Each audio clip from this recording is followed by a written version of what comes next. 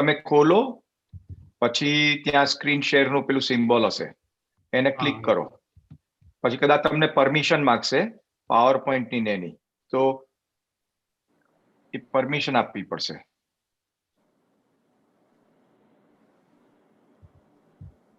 નહીં તો તમે ખોલીને રાખો Jignesh or Sachin, can you do it from your side?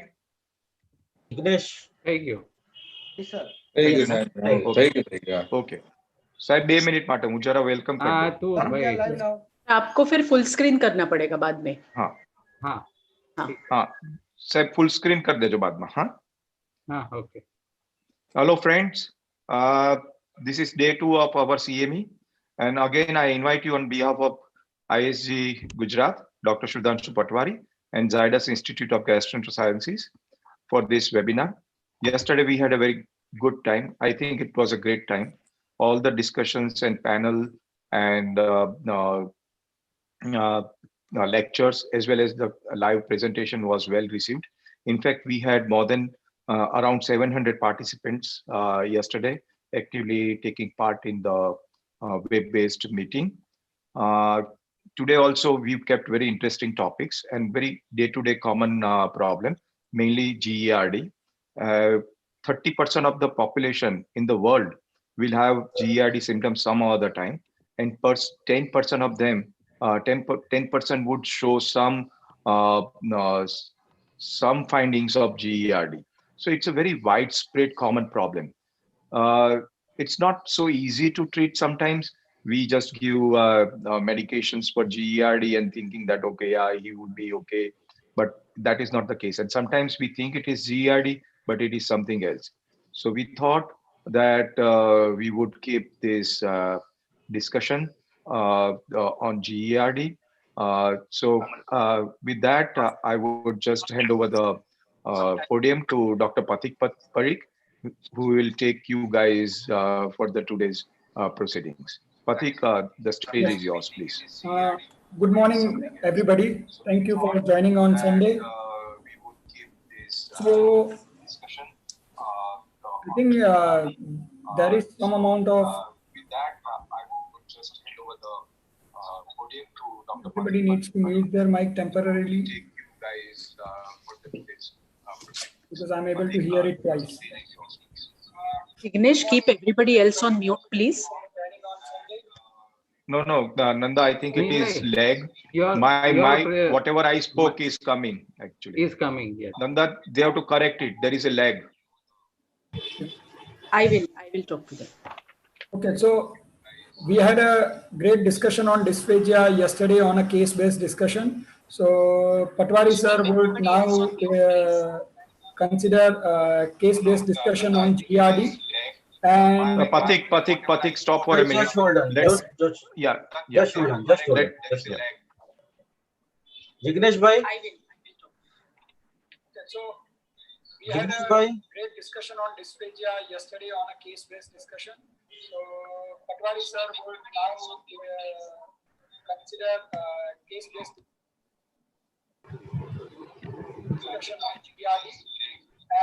Pathik, stop for a minute.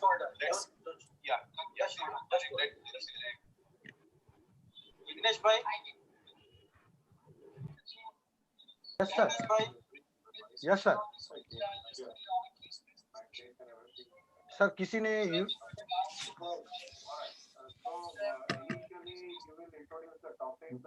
Jignesh भाई सबको म्यूट कर दो. कर दिया sir.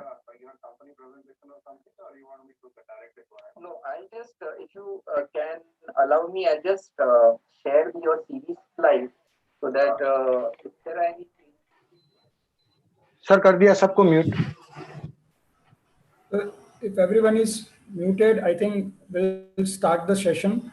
The panelists joining Dr. Patwari sir would be Dr. Mahendra Narvadia, Dr. Mayank Kabrawala, Dr. Sanjay Rajput sir, Dr. Praful Kamani, Dr. Chirag Shah and Dr. Sandeep Shah, who will be on the panel discussing case-based management for GERD. Yes, sir. So Patwari sir will take over the session now.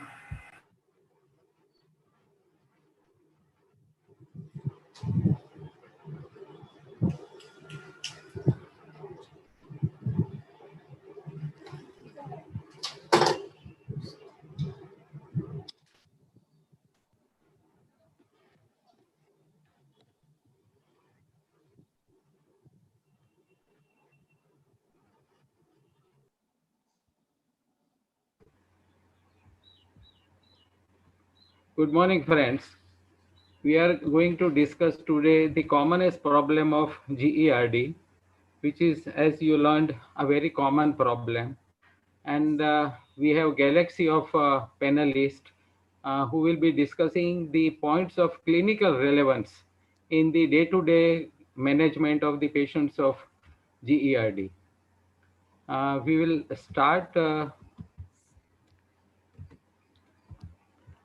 with a case. Can you show me how to remove this? Please move this window away from the shared application. Just hold on, sir. Jignesh bhai. Okay, fine, thank you. We have a patient who is a 55-year-old gentleman. He has a history of heartburn for last 5 years. His weight is 85 and BMI of 27, so mildly obese. He is mildly hypertensive and which is well controlled with 10 milligram of olmesartan. He is a non-smoker, teetotaler. He has a history of migraine occasionally and taking occasionally the naproxen for the treatment of migraine. He is on prophylactic ecosprin 75 milligram. He does not have history of dysphagia and very rarely he gets night regurgitation. So it is a very clear-cut issue of gastroesophageal reflux disease. So to start with, Dr. Chirag, would you say what exactly you mean by GERD and what are the main symptoms and what are the alarming symptoms? Because every time you think of GERD, but sometimes you have to evaluate very fast. So there may be some alarming symptoms. So Chirag would take over, please. Right, sir.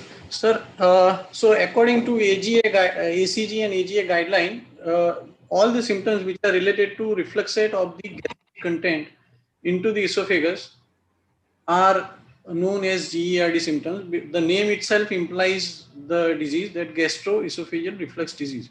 It's usually long term, and the most common symptom, as you said, that is heartburn, that is retrosternal burning.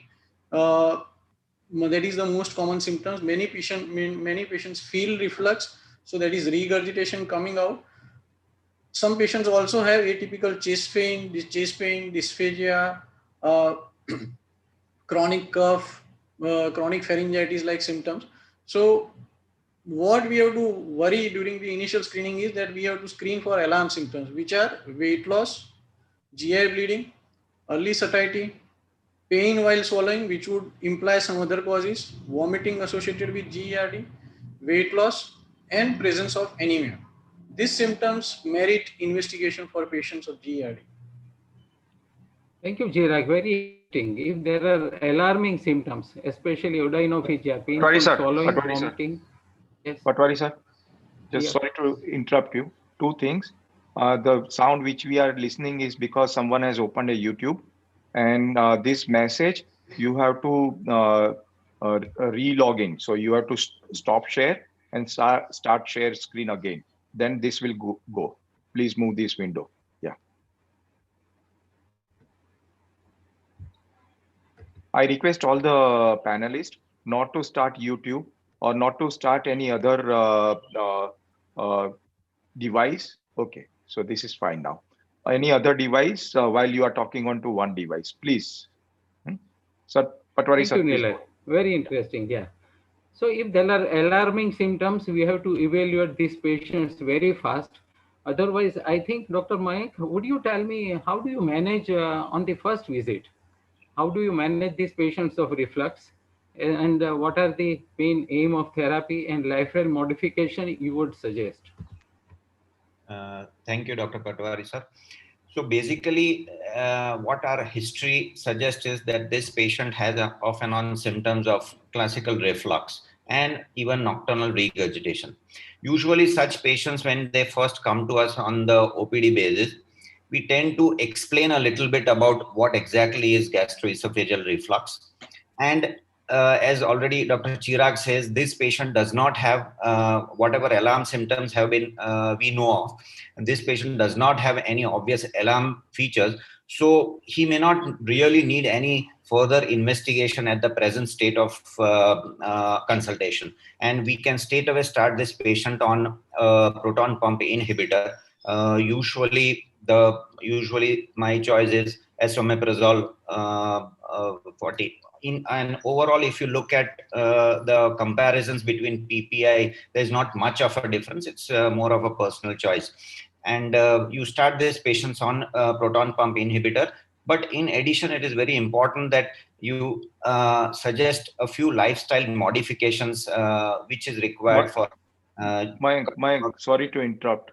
Of course, Dr. Patwari is going to discuss it more, but you said there is not much difference between different PPIs. Is it true? See, basically, Nilay, we have another question coming Okay, up in okay, sorry. subsequent. Yes, sorry for this. Yeah. Please go ahead, Mayank, please. Okay. So lifestyle modifications, the which are conclusively related to prevention or helps in reducing the GERD are reduction of weight. This patient has a BMI of 27 and he's overweight. So asking him to reduce some weight is going to help him. He has even nocturnal symptoms. So probably avoiding a meal 3 hours before, at least avoiding meal within 3 hours of going to bed or reclining helps him. And even elevation of his head end would be helpful in changing. The other foods which we know of, the group of foods, I mean, the spicy food, the citrus food, chocolates, carbonated drinks, excess of tea, caffeine, they are known to worsen the symptoms. However, but in real trials, they have not really conclusively helped that global elimination of these foods is going to help him. So we try with such lifestyle modifications. If he has worsening of symptoms due to some particular food, he can avoid it. But and what I was telling is a PPI, esomeprazole. There has been some difference about with esomeprazole about control of PPI, but otherwise in general, most are same, I believe. So, God, the mainstay in the treatment is the proton pump inhibitors. Usually, even first consultation, we give an empiric therapy with lifestyle modifications.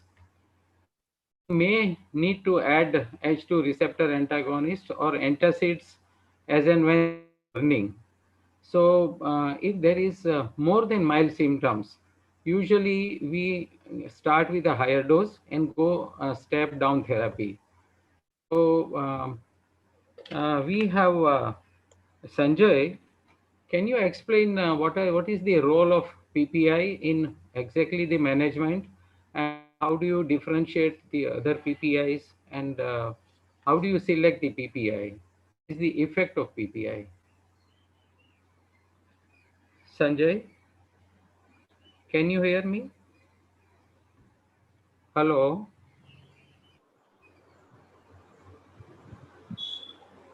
Hello, Sanjay. I think we lost his connection. Sir, you can ask someone else to take the case. Up to. Okay. Um, um, Mine, can you continue with the PPIs?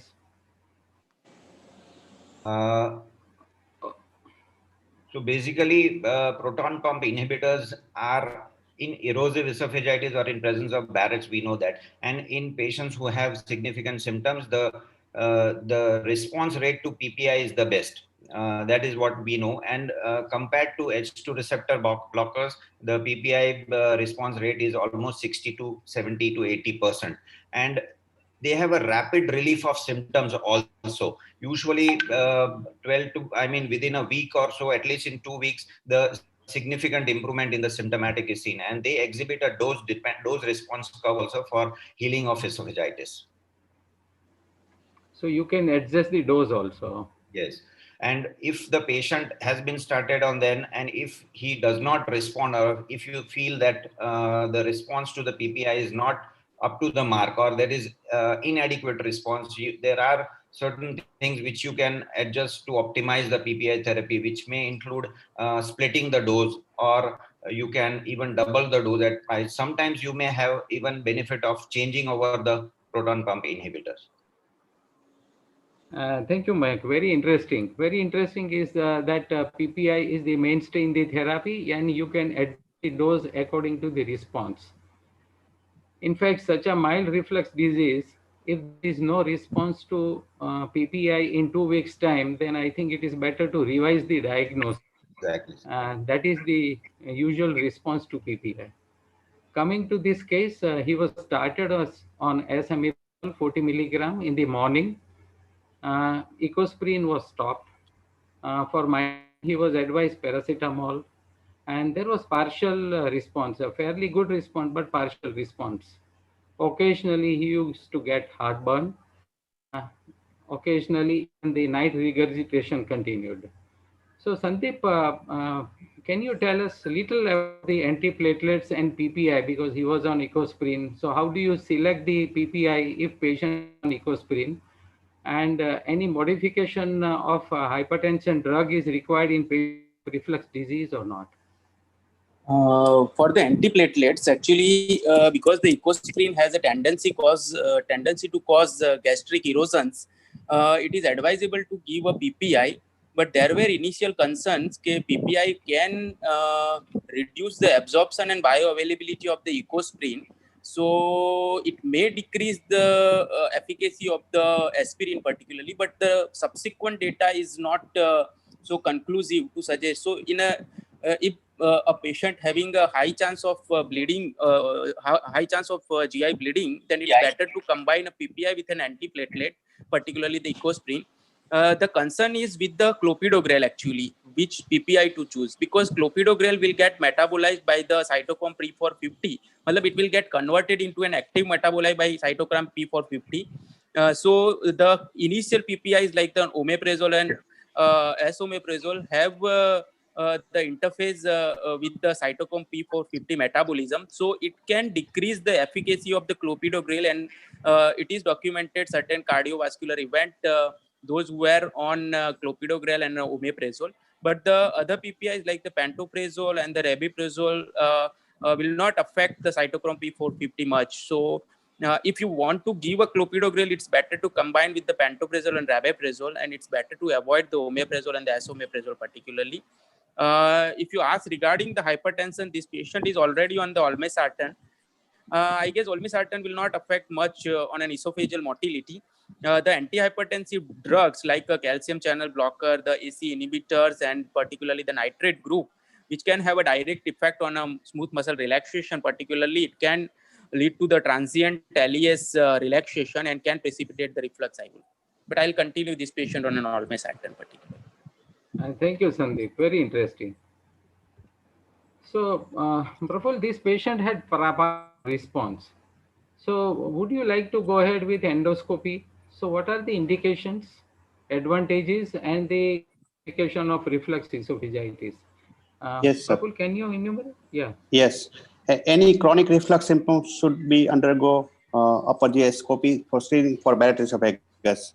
Any refractory cases always go for upper GI endoscopy, and definitely associated symptoms like dysphagia, odynophagia, bleeding, and changes of the symptoms should be undergo upper GI scopy. Even supraesophageal symptoms like chronic cough, globus hystericus, chronic otitis media, refractory bronchial asthma should be undergo upper GI endoscopy. What are the advantages? I am telling you to take a biopsy from long segment Barrett, and to a patient should be put on surveillance endoscopy. And associated complications we can treat, like dysphagia, patient having a Scarson's ring, we can break and we can treat the dysphagia. Even we can stop the bleeding by giving sclerotherapy. So these are the advantages of endoscopy. And classification is a standard Los Angeles classification. There are 4 grades, A, B, C, D. Los Angeles A is a mucosal break less than 5 mm over lower esophagus. B is more than 5 mm mucosal break, but without crossing the surrounding mucosal fold. And C is less than 75% circumference involved of the esophagus is C. And D is more than 75% esophageal lumen involved is less than is D. According to grading, we can start PPI therapy, and we can give duration and doses. So, does this grade help you in managing the patient if there is a or grade D? Another very interesting observation is that there is a correlation between symptoms and endoscopy findings.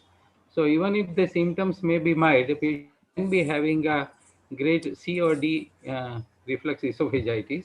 And Praful, do you think your management differs in this esophagitis, whether it is A, B, or C or D? Suppose a patient having A and B esophagitis require short-term therapy, and C and D definitely require future therapy, like sometimes a peptic stricture require dilatation and long-term therapy. And associated complication we can tackle in C and D. Okay. I think C and D other thing is that practically these are the patients who require continuous long-term, very long-term therapy. You Yes. cannot give intermittent therapy or on-demand therapy. So C Yes. is very important for that. So usually we do only one endoscopy, as Praful has discussed, uh, to grade the esophagitis and to treat the complications. Now we also think of Barrett's esophagus, which is an endoscopic diagnosis as well as a histological diagnosis. And Mike, would you describe Barrett's? What is its significance? What is Prague classification, management, and management of dysplasia also?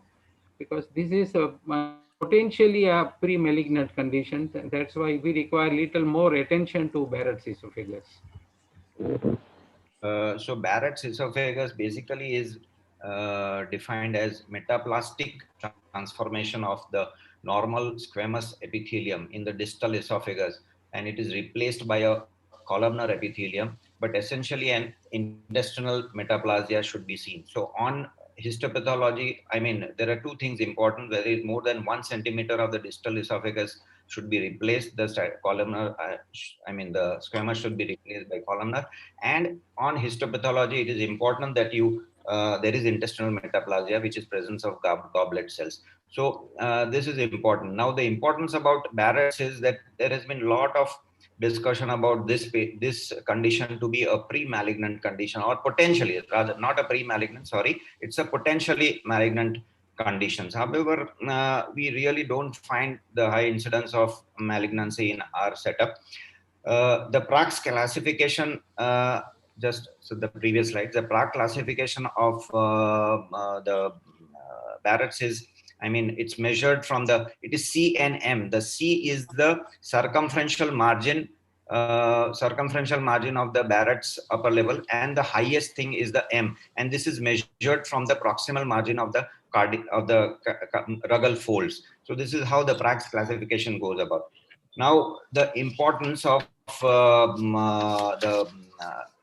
Barrett's is which patients to be screened for Barrett's. I mean, the patients who have long-standing symptoms of more than 5 years, male patients especially, and who have central obesity, they are ex-smokers or recent current smokers, and with family history of Barrett's metaplasia or esophageal adenocarcinoma. These are the group of patients who are high risk for developing malignancy, and that is why they should be screened.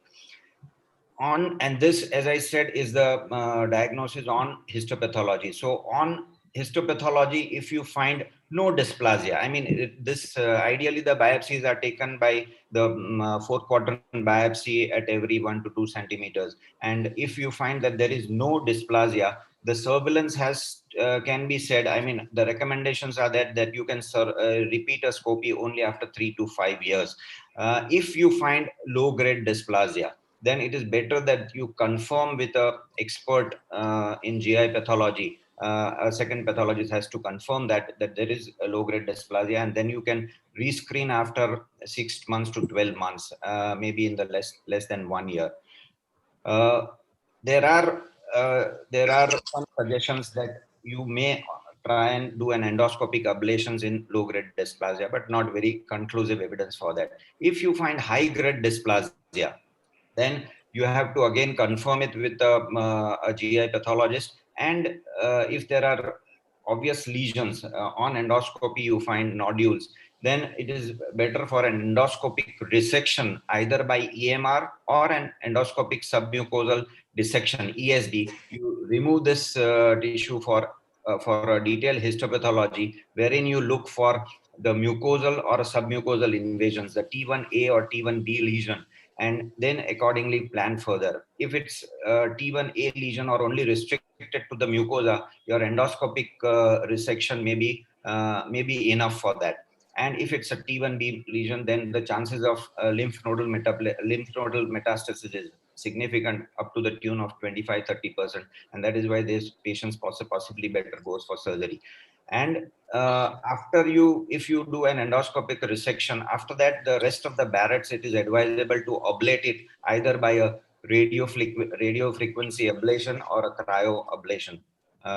So these are the things which we should plan for patients who are having Barrett's, and on follow-up you find that they have a dysplastic lesion. Thank you very much, Mayank. Very interesting. Barrett's, we have to at least follow up these patients, and as and when required, a follow-up endoscopy or biopsy should be done. Many times, GERD is associated with gastritis, and there is a H. pylori positive gastritis. Now, Praful, can you tell us little about the association of GERD and H. pylori? Actually, this H. pylori and GERD is not clearly defined, but generally to be protective, H. pylori is protective. There are two types of secretory state. One is hypo, another is hyper. Hypo is enteral predominant gastritis. In such a case, if we treat with H. pylori, that may be beneficial in GERD. But patient having a pan gastritis, hypersecretory state, sometimes it worsens the GERD. So we have to look for pan-gastritis or enteral predominant gastritis. And if enteral predominant gastritis, definitely this patient should be treated with Helicobacter pylori. Very interesting. Thank you, Yes. Praful. Thanks a lot. Now, many times we require to go for other investigations also. Few patients of GERD, like a pH or manometric study. Nowadays, with easy availability of endoscopy, we don't go for barium study, but which other investigations may be useful in managing these patients. So, Chirag, can you tell us other investigations, especially pH study, as a little more about pH and manometry? So basically, two important investigations which we may need to do in patients with GERD are 24-hour pH metry, which may be with or without impedance, and esophageal manometry. This is commonly done in those patients where either there is no non-response or we are planning some intervention. So it can be endoscopic or surgical intervention. Before the endoscopic or surgical intervention, pH metry and manometry becomes must, because the motility will decide what type of intervention you are going to do. Same way, when there is a diagnostic dilemma or non-responding patient, at that time 24 pH metry will also help, especially adding impedance, because as we know that GERD can have both acid and non-acid type of reflux. So non-acid type of reflux can be picked up with impedance.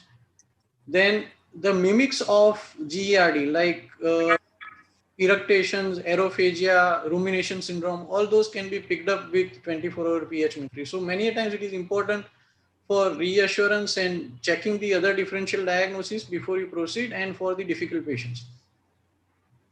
So very interesting. If there is a refractory or non-responsive GERD, we may have to take help of pH study and impedance study. Now, during endoscopy, many times we have a small hiatus centimeter. So, Mahendra, would you like to treat this patient, or would you like to go for surgery for hiatus hernia? Because common sense is that many times patients of if there is a hernia, go for surgery. So, what is your view, Dr. Mahendra Narvaria? Yes, sir. So not Please. all hiatus hernia need surgery actually. So any hiatus hernia which is more than 4 centimeter of size, 3 to 4 centimeter, who actually responded well to medical therapy, and now not responding with medical therapy can get benefited by surgery. My first preference in these cases is endoscopy and medical therapy only. Only So it is those a patients small, with small hiatus hernia less than 3 centimeter is small hiatus hernia, and the patient has responded well. So probably in this patient we will not go for, or we will not think of surgery also. Yeah. But Mahendra, what if it Secondly, is volume during reflex? endoscopy, Yes, only those patients with a Barrett esophagus or volume reflux or nighttime regurgitation definitely may need surgical intervention, yeah, that's irrespective of the correct. size. Size. Many times during endoscopy, there is patients are retching, and we may feel that there is a hiatus hernia, but actually, if the patient settles down with propofol, we may not be able to see the hernia. So sometimes it is a overdiagnosis of small hiatus hernia. Sir, I would like to add one thing. Many times Yes. when you are entering your scope, you will see hiatus hernia, and after some time you will not see the hiatus hernia. The best way to confirm whether there is hiatus hernia is not go into the stomach, then suck out all the air, and then try to see again whether you have a hiatus hernia or not. Yeah, definitely interesting. Uh, Sanjay, would you tell, because the patient is usually put on PPI, but all the symptoms do not respond to PPI therapy. So what do you expect? What are the symptoms which respond very well to PPI therapy? Sanjay, Sir, please. yes, sir. Uh, Yeah, most important thing is your diagnosis should be correct about the GERD, because most of the time what happens that reflux symptoms and heartburn symptoms will be relieved by the drugs. But what happens is sometimes the psychological symptoms or other symptoms which are not related to GERD may not be relieved. So most importantly is your diagnosis should be correct. And if you can see heartburn, reflux, and the esophagitis symptoms, regurgitation by part will be relieved by the PPIs, while chest pain will be relieved by 85% of the time because it is related to the symptom. But in very important, the extraesophageal symptoms don't respond very well with the help of PPI or whatever treatment we give. So in patients who are having symptomatic extraesophageal symptoms, they should be treated by surgically after proper investigation if they have reflux related extraesophageal symptoms. So PPI will be effective only in 60 to 70% of the patients which are having GERD. Thank you, Sanjay. Very interesting. And Chirag, we added evening dose of esomeprazole because of the uh, partial response. A patient has become practically asymptomatic. So would you repeat the endoscopy? And can we use H2 receptor antagonist in the as an evening dose in addition to morning dose of esomeprazole or any PPI? What is your view? Chirag, please. I have to unmute. Sorry. So normally repeat endoscopy is not required in all patients of GERD. Single endoscopy in patients of GERD with enough information is adequate. So we would not repeat endoscopy in this patient unless I am suspecting some new complication. We can use H2RA as an add-on therapy. Especially there are studies where there are predominant nighttime symptoms. Adding H2RA to this patient helps controlling the symptoms well without adding in PPI. And alginic acid, we have had few trials of alginic acid of late that it basically works by displacing the acid pocket. So those patients specifically having very small hypertonia or a pocket of acid collection in the lower part of esophagus are more likely to benefit with add-on therapy of alginic acid. Thank you, Chirag. Very important observation is that patient is usually given PPI, but he is not instructed when to take PPI. So he should be taking PPI. Most of the PPI you require to give on empty stomach, and the evening dose also 1 hour before dinner. So practically, omeprazole, pantoprazole, lansoprazole, esomeprazole, they should be given even 1 hour before breakfast. In fact. always we talk of the alternative medicines and yoga for the God, but I think except diaphragmatic breathing, which helps a little, otherwise the alternative medicines and yoga don't help the management of GERD. Now, sometimes there is a PPI failure and PPI does not, patient does not respond to PPI. Now, Sandeep, can you tell us a little in detail why there is failure of PPI? The most common reason of PPI failure, what we see is the incompliance. Matlab patient is not taking at proper time, like before will, as Dr. Chirag said. Other thing, there are certain rapid metabolizer or slow metabolizer. So in those also, the PPI effect will varies.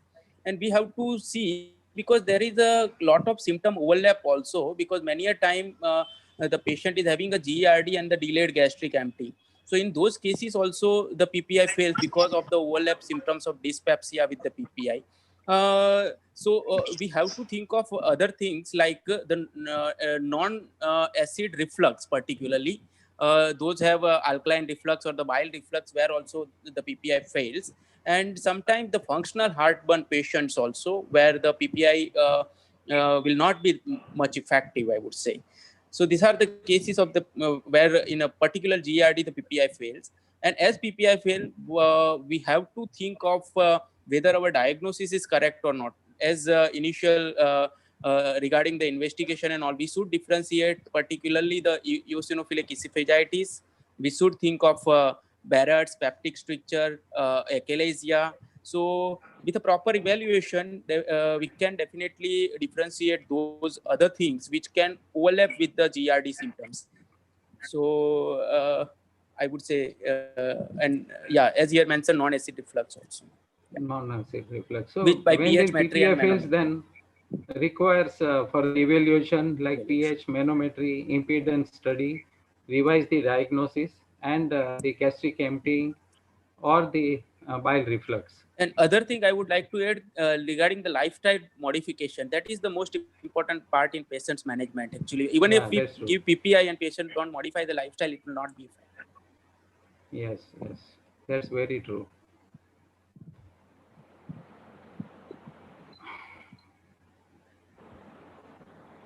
Praful, sometimes patient has a symptom of heartburn. There is a failure response to heartburn, and we think of functional heartburn.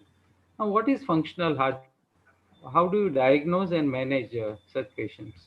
Yes, very important because so many times physician facing this problem, chest pain, non-cardiac chest pain. This is an episode of burning discomfort in the chest, mostly after a heavy, fatty, and spicy meal. And these are the associated with belching, regurgitation, and sometimes epigastric discomfort. There are around 4 diagnostic criteria. It's at least 2 episodes in a week in past 3 months, and this is not relief despite of anti-secretory therapy. It's called functional heartburn, and we can diagnose this by upper GI endoscopy. There is no any mucosal damage, no any hiatus hernia. This is a functional heartburn, and as you already told you, relaxation therapy definitely helpful in management of functional heartburn. There was an article in gastroenterology says if you do deep breathing exercise, it strengthens your diaphragm and it increases LES pressure. This is very useful modality to treat functional heartburn.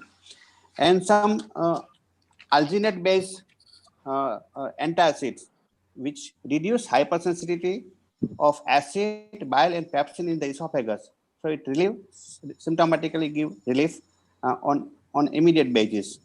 Already available in the market, which is alginate-based antacids. There was one study says ranitidine improves sensory parameters of the esophagus. It also helpful for nocturnal acid exposure. So these are the modalities like relaxation therapy, deep breathing exercise, alginate-based antacid, ranitidine.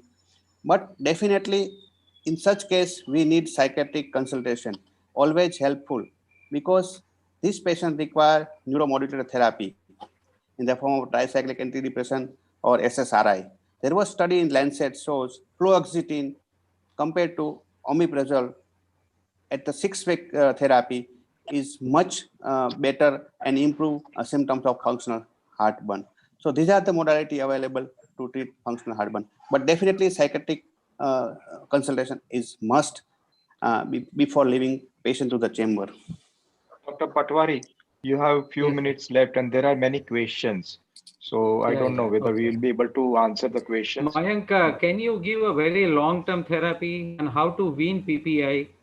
Any side effects do you foresee?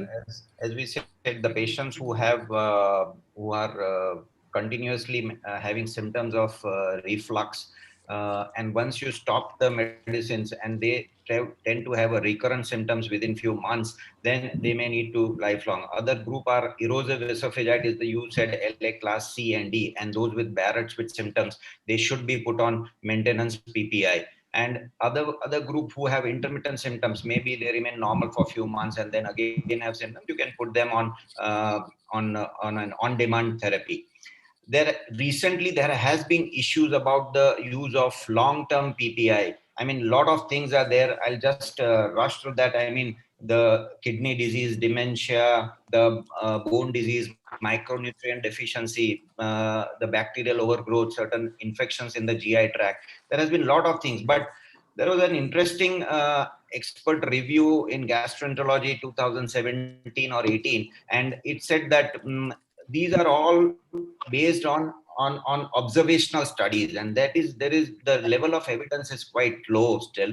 So they have suggested that if the patient does need, especially this specific group of patients, you should continue PPI, but try indiscriminate use of PPI should be avoided, and those who can be put on minimum doses or on-demand therapy, you try and put them on that. So I think because it's a shortage of time, I think you can take on the next question, sir. Patient was tired of taking PPI. After searching a little net, he was afraid of malignancy. What next can you offer? Do you suggest endotherapy or surgery? So Sanjay, you tell only little about endotherapy and Mahendra for the surgery, because we have separate session on endotherapy and surgery. Sure, So sir. both of you please tell in short about the role of endotherapy and surgery. Sir, according to the new availability of Gardex and many new therapies like ARMS and ARMA, we can give relief to mostly about 50 to 60% of the patient. We can put them on off PPI, and there is a radio frequency treatment with a balloon and the needle inside, which applies at the lower esophageal sphincter to reduce the lower esophageal sphincter relaxation and increase the muscular hypertrophy to create a lower esophageal sphincter like mechanism, strata, but it is not available in India. For radio frequency of ablation of the Barrett's, we have a system at our clinic. So we can use that for radio frequency ablation of Barrett's. We are using this ARMA nowadays as ARMA and ARMS for the treatment of Hill's grade 1 or 2 patients who are not responding to PPI. And it shows very good result. Around in 40 to 50%, we can make this patient off PPI, and it does not require a very costly instrument. We can use our routine instrument to treat this patient with ARMA or ARMS. So we have a lot of things going on to treat the GERD on endoscopic therapy. There is transesophageal fundoplication Gerdex, which is also available in India, and we have done in 2 patients with good results. So we can offer therapy, and it requires a lot of randomized control trial and research. So we have a endoscopic therapy which is available, by which we can treat the non-refractory patient and who wants to get off the PPI. Very interesting. And Mahendra, can you tell us little about the role of surgery in reflux I patients? think those patients who are on chronic medical therapy, who responded well to medical therapy and who don't want to continue for long, are the candidate for surgical therapy, because we can at least discontinue this medical. The long-term studies have suggested about 60 to 70% patient may come back with medical treatment even after the anti-reflux surgery. But at least we get a 5 to 7 years of time of medicine free time after the surgery. So we can offer these patient, and yes, patient preference, and see, quality of life is the most important part in practice. So we should give importance to it. And any patient with a complication of GERD, extraesophageal manifestation of GERD, yes, definitely need surgical therapy. And always select, and always select the patient before surgery with proper manometry and impedance pH metry, because there are patients who do not respond to surgery also before, if you are not investigating them for motility disorder. So it is always must before surgery. So, friends, GERD is one of the commonest GI problems. Detailed history is of utmost importance. PPI is the mainstay in the management of GERD. Other molecules like dexlansoprazole, elaprazole, and vonoprazan may have some degree of advantage over the routine PPI. Endoscopy can be very useful tool for the diagnosis of GERD and its complications. Few patients do not respond to PPI therapy and they require other investigations like pH, impedance, and manometric studies. And definitely, if there is a failure of therapy or patient does not want to continue on PPI, endoscopic therapy and surgery can be offered to these patients. Thank you very much for listening to us.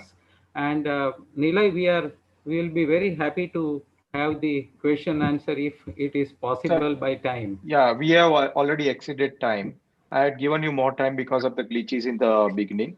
You can go to Yeah, the so chat nice. Thank section you. and take 2, 3 questions from that chat section and just answer, because most of the other questions have been answered. I would say the one question if Prague classification practical, are you using it in everyday life? Mayank, can you take that thing? Yeah, Prague classification is very easy. I mean, you just have to measure the two things, and documenting it on your report is not very difficult. Follow-up of Barrett's whenever you are doing it, it's good. So it's not a very complex thing, and it is easy, and we use it routinely in our endoscopy reports. Yes, Mayank, it is one of the most objective parameter and it is very easy to use. Otherwise, all other questions have been discussed. Thank you, Dr. Patwari, for an excellent group discussion, and all the panelists. You All the guys were, panelists, thank you very much. yes, Thank you. Thank you very much. Thank you. Yeah. Pathik, please.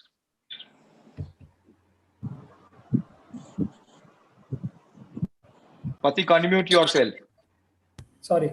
We'll move on to the next session. And the next session is the endoscopic management of GERD. The speaker is going to be Dr. Rakesh, and Dr. Manish and Dr. Saumin are likely to be the chairpersons. So they are online. And I think without wasting much time, the stage is all yours. Just a request, Dr. Rakesh, Dr. Manish, and Dr. Saumin Shah will keep their video and audio on. Rest all to keep video and audio off. Welcome, Rakesh. Let the chairperson introduce Rakesh first.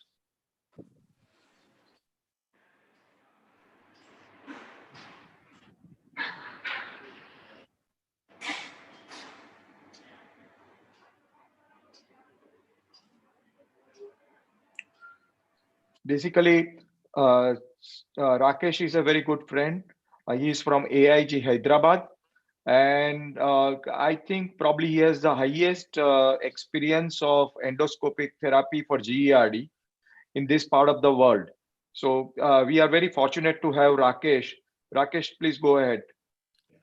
Thank you for the kind intro.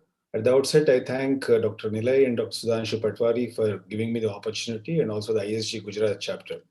So in the next 15-20 minutes, I'll just make through the scenario of endoscopic therapy in GERD in the current status. I don't want to go into the routine GERD things, which was elegantly discussed in the last session. So I just go with a case capsule. So you have a 32-year-old male patient with typical symptoms of GERD, endoscopy showing grade A esophagitis. He was a smoker, told to stop smoking, alcohol, little on the overweight side, told to cut down the weight. He did so. And then there was a good response with the PPIs. Given typically for 8 weeks and then stopped. So there were recurrence of symptoms again restarted on PPIs. And whenever he stops PPI, then he gets the symptoms. He's kind of PPI dependent. So in this scenario, what are the unmet needs in GERD is the first thing which we want to highlight. One is, of course, refractory GERD, or people like the case capsule where are long-term PPI dependent, or who want to avoid the anti-reflex surgery and who have predominant volume reflex. Mind you, this is the last point is very important. That's one key point which we have to emphasize on for any patient who want to go for a surgery or an endotherapy.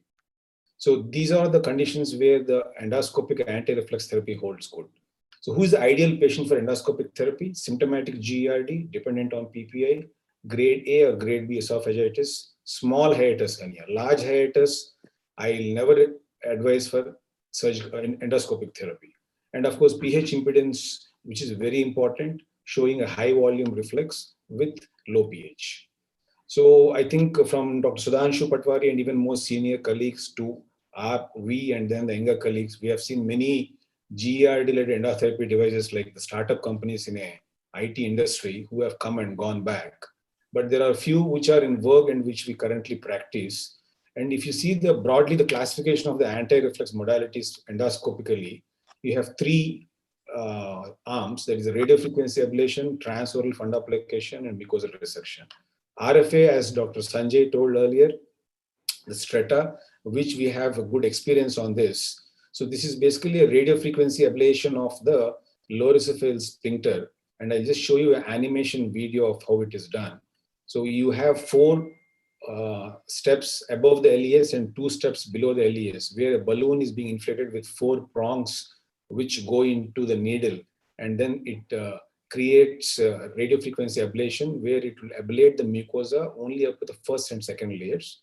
And then it's typically done for 45 minutes. And it's very safe. But I personally believe this particular modality is now cornered only to few subset of patients who are having esophageal hypersensitivity only. Otherwise, for a volume reflex patient, I don't think there is any big role as of now. We have a good experience on this. This is an 8-year follow-up of the strata patients published in 2014. We have our own experience, which is published in 2018 in Journal of Gastroenterology, where we definitely found improvement in heartburn and regurgitation in the quality of life index. But again, as I told you, this is only for a subset of patients who have esophageal hypersensitivity.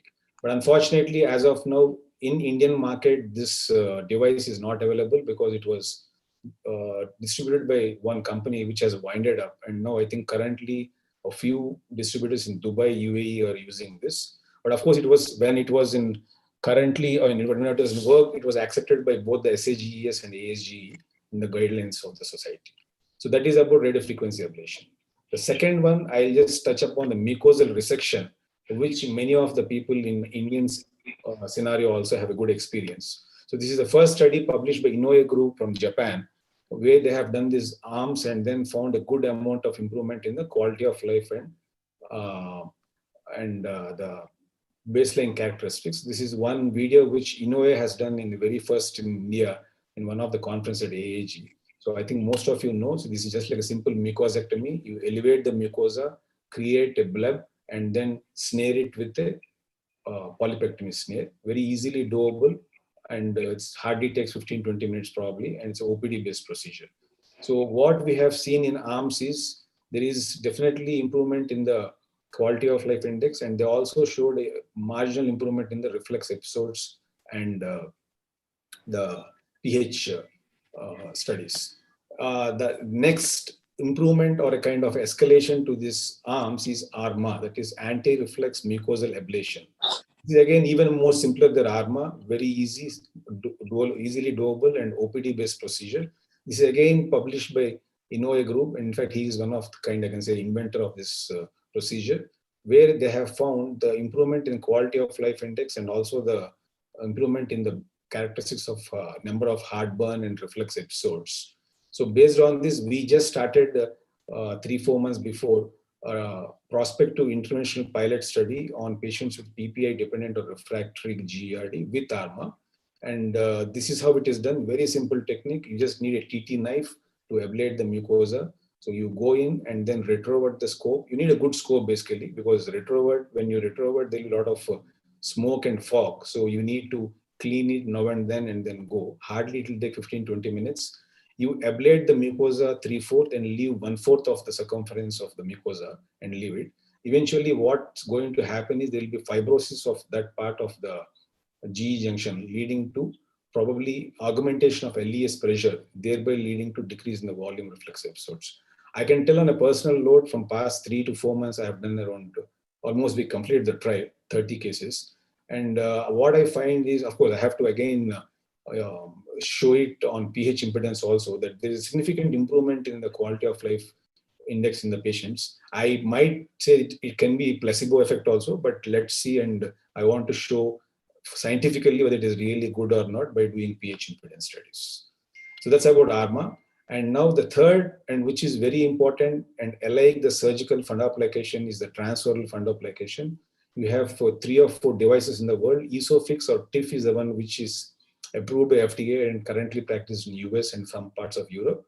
And GERDEX is the one which we have a good experience on this. I'll share the details of that. So if you see the Isofix or TIF device, it is a gastroesophageal fundoplication. So it is endoscopically done fundoplication.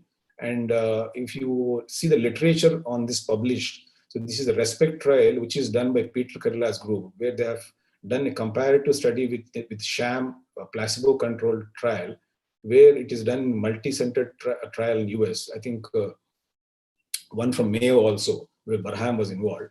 So what they found in the primary endpoint of resolution of the regurgitation symptoms, there was a 67% positive effect compared to sham. And there is, they also compared the overall reflex absorption quality of life, where they found around 60 to 70% improvement in the quality of life. So coming to the GERDEX, I'll just take a little time to people who haven't seen. It's a very short video of 3 minutes. So GERDEX is a device which is endoscopically placed, and you need a small pediatric endoscope to go into the channel. So this video is showing you how a hiatus hernia looks, what Nilay was pointing on, and it is Hill's grade 2. So this is a normal endoscopic classification which we have to recall. It is a very old classification which we generally don't practice. But Hill's 1, Hill's 2, Hill's 3, Hill's 4. So 1 and 2 are the ideal, Hill's 1 and 2 class are the ideal people for endoscopic therapy of GERD. As you see on, this is the device which is called the GERDEX, which has got a shaft, and you mount it with patient being intubated in a supine position. One, you first intubate it blindly, and as it goes inside the stomach on an X-ray or a fluoroscopy view, you see the stomach shadow. And the one you see on the screen is the Olympus pediatric scope, which goes through a channel on the side of this GERDEX. So as you see on the screen, endoscopic screen, this is how you retrovert the scope and the GERDEX device. Then you place your first suture by a helix, which comes out of the GERDEX channel. And then you grab the mucosa by rotating it with a helix. And once the mucosa is grabbed, then you pull the mucosa inside between those two huge eagle claws. And once the mucosa is inside, then you close this is called tissue retraction of the helix. Then you close the jaws. So once you close the jaws, there will be a transmural suture which can be applied. I can just show you in the next 1 second. You see the jaws are closed. So once the jaws are closed, you have a this is, mind you, this is gastric fundoplication, unlike the esophagus, which is a esophagogastric fundoplication. So as you see here, the tissue is grabbed, it is held tight in this, and then on the external screen, you go into the fire mode, and then you press the lever once or twice, and then once it is hard, that means that the staples were fired and the suture is applied. Now you unheal the helix and then release the mucosa from the helix, then open these two claws, and you just push the device a little deep inside so that the mucosa detaches from the device. And this is how the first suture is placed. First suture is placed along the lesser curvature, and the second suture you target towards a greater curvature. So this is the first suture. Then what you do is you take out the whole device, reload the suture, and then put it inside again. And this is how it looks when you put the first suture, a nice fundoplication wrap. The first suture has been deployed. Now you do the same thing and then get into the second suture. As I told you, the second suture I'm trying to target towards a greater curvature, and I make sure that I don't put the suture on the squamocolumnar junction, the pinkish mucosa, because sometimes there will be some diaphragmatic irritation with left pleurisy, which is a little kind of, it's not a complication, but a little nagging issue. So you make sure you won't do that. And this is how the second suture is placed, and you typically see what a surgical fundoplication wrap looks like. So this is what is Gertex. So this is a first trial published by the Austrian group. So we recently have concluded the 1-year randomized sham controlled trial of Gerdex with sham. And our primary endpoint was improvement in the quality of life by 50%. And secondary endpoints were improvement in the heartburn and regurgitation symptoms, PPI usage, and acid for exposure. So this was the baseline data of 35 patients in each arm, that is the fundoplication group and sham group. So we initially screened 129 patients, out of which we randomized into 35, and we had a 12-month follow-up where we did pH impedance at 0, 3 months. And of course, now I can say off note that we did at 6 and 12 months also, because when it's due for publication, one of the peer-reviewed journals wanted a follow-up also. And of course, we took the quality of life index at 0, 3, 6, and 12 months. So what we have seen is very interesting data where we have improvement in GERD-X quality of life index or GERD quality of life index in more than 66% of the patients. And if you see here, the improvement has been sustained up to 6 months and 12 months also. And as you see on the screen, the improvement in the symptomatic score also is significantly better with a significant p-value. And the same thing has been depicted on the Kaplan-Meier plot, which showed improvement, sustained improvement, that is very important, up to 1 year. Of course, the number of reflex episodes and pH impedance studies, there was not much of improvement, statistical significance in D-Mister score and esophageal acid exposure, but I can definitely say there is improvement in the number of reflux episodes. So this is very important, which is scientifically documented, because if you ask me the quality of life, it's very subjective. The patient might tell you what he feels, but that's not really accepted. But as you see here, scientifically, we have proved that, and we concluded that this is a very good modality, provided you choose the patient stringently with good meticulous workup. So that is what about GERD-X. Another thing which I want to just show you, this is an Israeli device which is called Muse. It's again an endostepic stapling device, which you is, sorry, I'll just show you the animation. Of course, I think none of the people anywhere in the world have a definite hands-on experience on this. There were very few first-in-human clinical trials done by some Korean group. But this is how it looks, where you placate the G junction 3 centimeters above, and you just push in the staplers, which will come and then give you a trans-esophageal or esophagogastric fundoplication. This is how it looks. I personally don't have any experience on this, but it's just an animation video, which I thought I'll just show you guys. So this is how it looks in an animated form. Other one is the LYNX, that is laparoscopically placed sphincter augmentation device, which made a big hue and cry in the NEGM published article way back in 2013. Again, of course, it's a laparoscopically placed. There are people across the US who use, and they have significant improvement. But again, it's an intervention procedure. I don't label purely it as endotherapy. Then this is the data published in NEJM about the LYNX. So it was a multi-center study where they have found significant improvement in the PPI use and symptomatic score improvement and quality of life index also. This is one thing which again is obsolete. I'm not telling it is there, but we had a hands-on experience of putting in a sphincter augmentation device, submucosally creating a tunnel, and then you augment that electrode externally through a device outside, and then you try to show that there is improvement in the LES pressures. So this is how the device is deployed.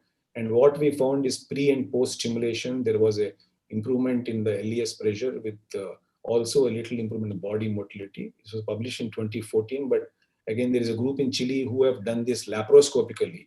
But in fact, I know the promoter of the company, I think many of you know, VK Sharma. So he himself has winded it up. It's gone obsolete now. And to be futuristic, just before concluding what I say, is endoscopic cell therapy might be one which we look upon, where we culture the pluripotent stem cells and then deploy it in whichever sphincter you have in the body. So for that matter, if you probably put those cells in the LES sphincter, so it will increase the LES muscle thickness and then increase the LES pressure in low LES pressure population. So this is one thing which probably we might see in the future. I'm not very sure. We have a little amount of work being done in our scientific lab, but I cannot say authentically that this can be done. Let's see how it goes.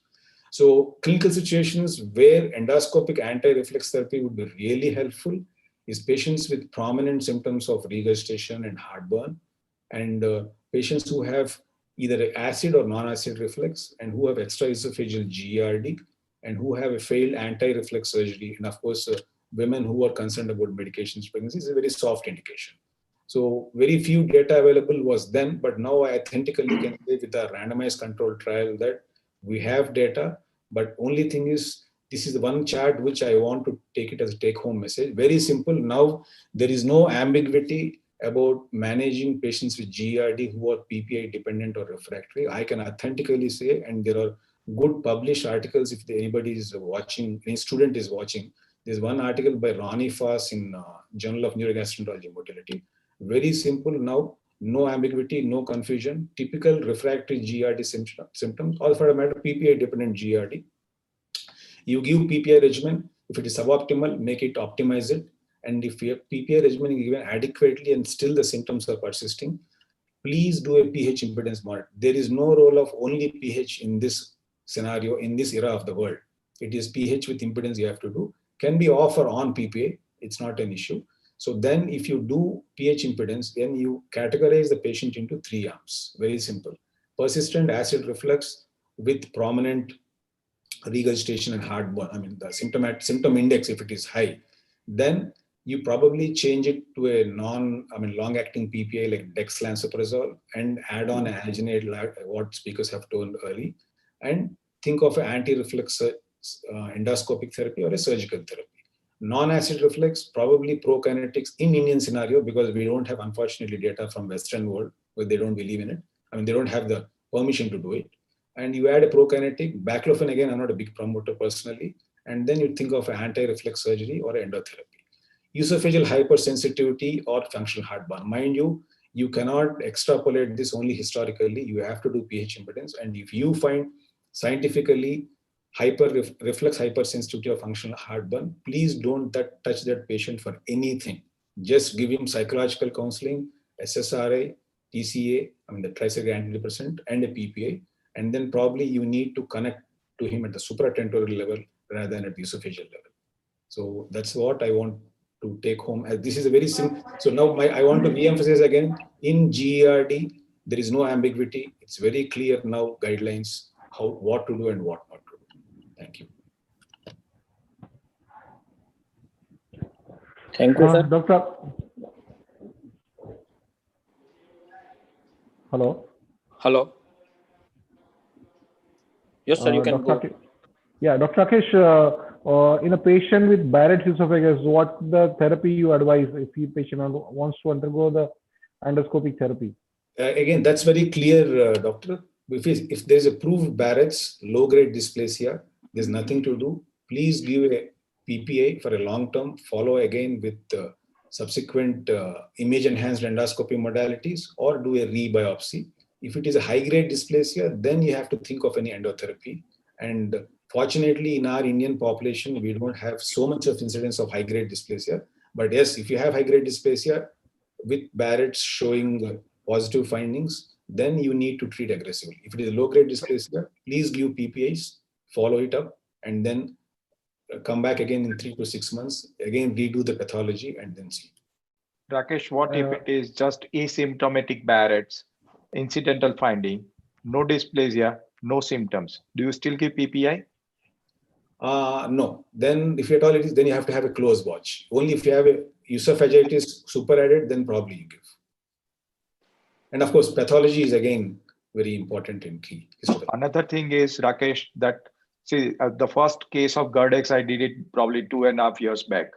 And recently that patient came to me. The receptionist asked for money, saying that it is follow-up. He said, I'm not come for follow-up. I just come here to thank the doctor. He came and told me that you changed my life. So I was not a great believer in this technology, but we've done now many in last 2.5 years, and they have an excellent results. Yes. But I want to ask you only one question, because many more people would start doing it. When not to do it? That is the That's most good, right. important thing. Important. Yeah. See, That's what I unless want to you ask have a you. meticulous Any specific workup, contraindication? you will burn your hands. So not burning hands, but you won't give a justice to the patient.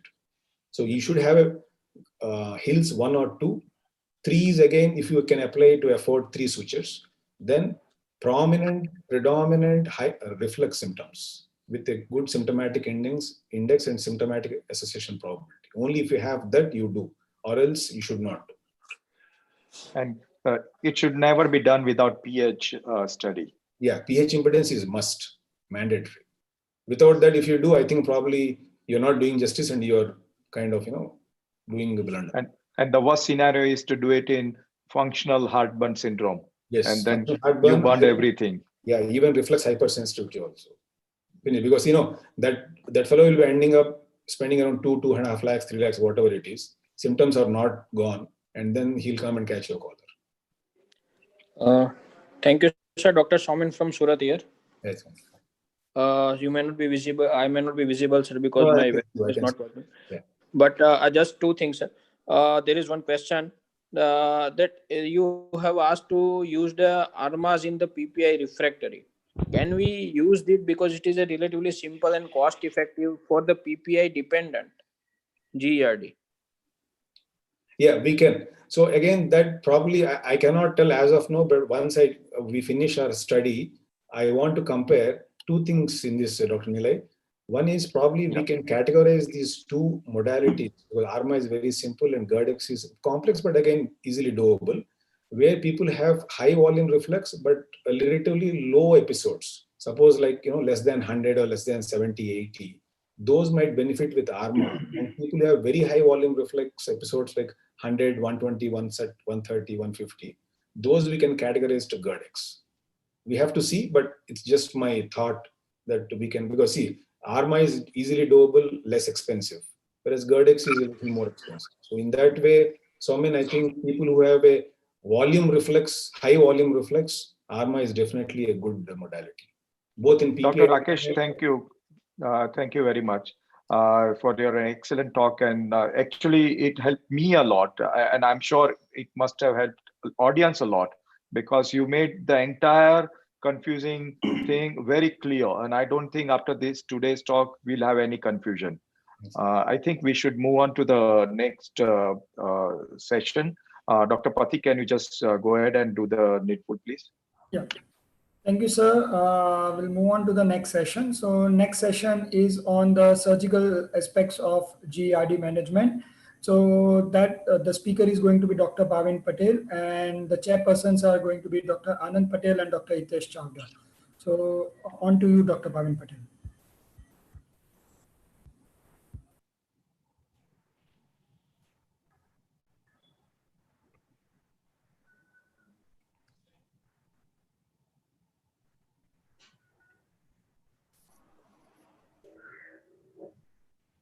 Hitesh, while Bhavin is setting up his screen, you can go ahead and introduce the topic. Bhavin, you have to share your screen. Okay. So go to the bottom level, go to the share screen. Meanwhile, Hitesh, please go ahead and take this. Yeah, Dr. Bhavin is a senior surgical gastroenterologist attached to Zydus Hospital. He has experience of more than 20 years now in the field of GI surgery, and he's a close friend. So, Bhavin, you can start now. My screen is visible or? No. Your screen is not visible. You have not shared the screen. You have to share your screen. Jignesh, can you do it on his behalf? Sir, I didn't have a backup of the slide. Abhishek sir, do you have slides? No, we don't have slides. No. Dr. Bhavin, Bhavin, you have to go down, share your screen, and there's give a the green permission. button. There's a green button, share screen. Yeah, I am doing that, but just click on that.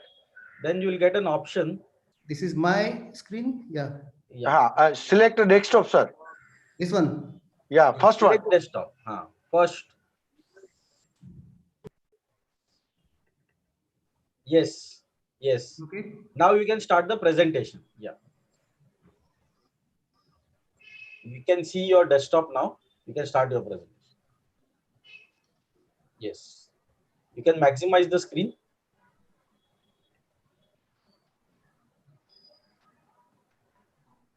Click on play. Play. Yeah. Thank you very much. And good morning. And I'm audible? Yes. Yes, Yes, sir. sir. You are Perfect. Yes, sir. Okay. So we had a great discussion about medical as well as endoscopic management of gastroesophageal reflux disease. And now I am going to give my talk on surgical management of gastroesophageal reflux disease. If we look at a history, anti-reflux surgery has been started since 1950s when Professor Nissen has introduced the concept of doing a fundal wrap around the lower esophagus, and he had established the concept of anti-reflux surgery. And after that, this operation became a established treatment for surgical management of reflux disease. However, after the introduction of PPI, the need for operation has dramatically gone down. And but however, after 1990s, when the era of laparoscopic surgery has begun, it has again picked up because this is a very minimal invasive surgery. So laparoscopic fundoplication became a very important and gold standard surgical treatment for gastroesophageal reflux disease. Today, it gives good long-term excellent reflux control, and patient have a very much improved quality of life with very much satisfaction with the treatment. However, we do not see all the patients get a good results because many of the patients have a failure of treatment or post-operative problems. Also, in about 10 to 30% of patients develop a failure of reflux over the period of time, and they may need further medications. And in long run, about 3 to 6% patient may need a second surgery.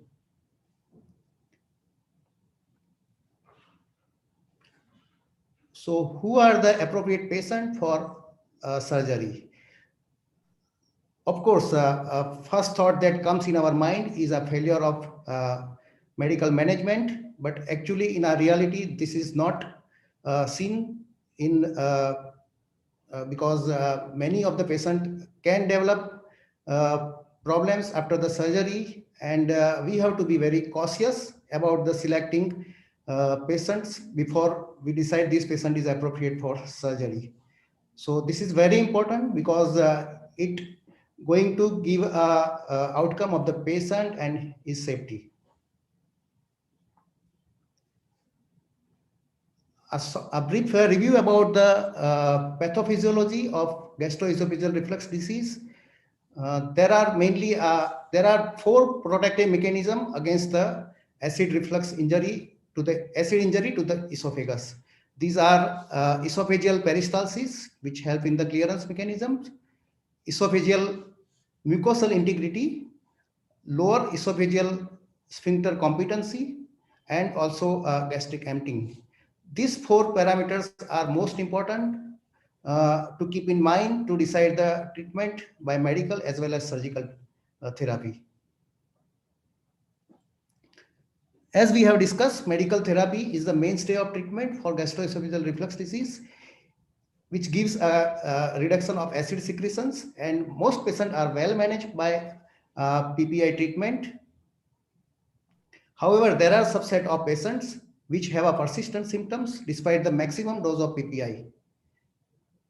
And these are the situations where surgical therapy come into play. Because surgical treatment, it works mainly on a mechanical aspect of the gastroesophageal reflux disease. It restores the competency of lower esophageal sphincter, and it control the mechanism of the reflux. So this works very nicely and give long-term results. So how to define the successful anti-reflux surgery outcomes? So anti-reflux surgery outcomes require a good symptom resolution of patient and improvement of patient. Patient should have a regression of all the symptoms. There should be no operative complications, and also there should be a minimum post-operative morbidities. However, this kind of success is not seen in all patients, and the first key to achieve the successful outcome is the proper diagnosis of patient symptom, because this is most important. If patient is not properly diagnosed and we do the surgery, the outcome will be not good. So most important thing in a selection is the proper diagnosis of patient symptom, because we know there are many conditions that mimic like a gastroesophageal reflux disease, and it can hamper to the results. So pre-operative workup before we take this patient to OR is most important, and there is a comprehensive set of investigations which has to be done in most of the situations. The first important thing is accurate clinical history. History of the patient is most important, because we should know the exact symptoms of the patient, and we should also know whether the patient had responded to PPI treatment to their symptom, because if patient has not responded to PPI therapy, these patients are not going to do well with the surgery also. The most important investigation, as has been discussed, are the upper GI endoscopy as a first investigation to diagnose the disease, as well as to see the complications of the gastroesophageal reflux disease. And one can take biopsy also. The second investigation, which is very important, is a 24-hour pH metry. As discussed by Dr. Ajay yesterday, this is not going to help for diagnosis, but it also shows the severity of reflux. How many are the episodes of reflux during the 24 hours, and duration of the reflux. This is also important to diagnose GERD when the upper GI endoscopy is normal. The third investigation is esophageal manometry, which is very, very important, and it is also important to tailor our plan of surgery. So we have to know about the esophageal body motility, lower esophageal sphincter, and any presence of achalasia, because these are the situations that also present with a similar symptoms. And of course, upper GI endoscopy shows an anatomical as well as physiological picture of the esophagus, like presence of hiatus hernia, whether there is a stricture or any shortening of the esophagus, and there is a motility problems. So this group of investigations are very important before we consider for a patient for the surgery. Now, who are the candidates for surgery today? So the indications that are shown in the green box are the very clear indications, and those indications shown in a yellow box are considered to be we have to be very cautious before taking this patient for surgery. So first green is a persistent complication of GERD, because many patients have develop complications like stricture and high-grade esophagitis, even though they are on treatment. And these are the objective evidence of severe GERD and very ideal candidate for surgery. Those patients with having a PPI has stopped their heartburn, but the regurgitation has continued. So many times we see this kind of situation, and this hamper to the patient's daily lifestyle. So patient who have a persistent regurgitation with treatment can be an excellent indication for surgery. Third is hiatus hernia. Hiatus hernia itself is not indication for surgery. However, patient with hiatus hernia has a more chance of reflux. This is because of hiatus hernia can weaken the lower esophageal sphincter, and in this patient, the sphincter is very small.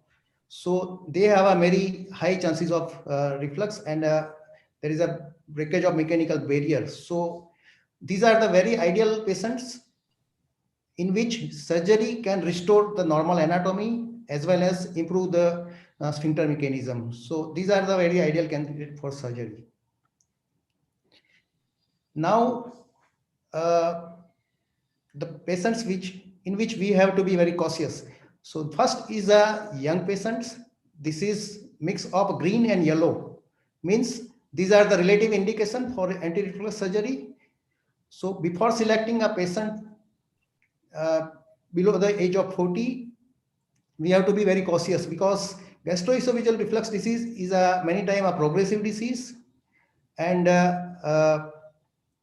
if we treat this patient with a surgery, it will definitely going to give a good result. Initially, patient will be off medicines, but in long run, this operation may get fail after 10 years or 20 years, and this patient again develop a symptoms or its complication, and some of the patient may require second surgery. So we have to be very cautious in selecting young patients.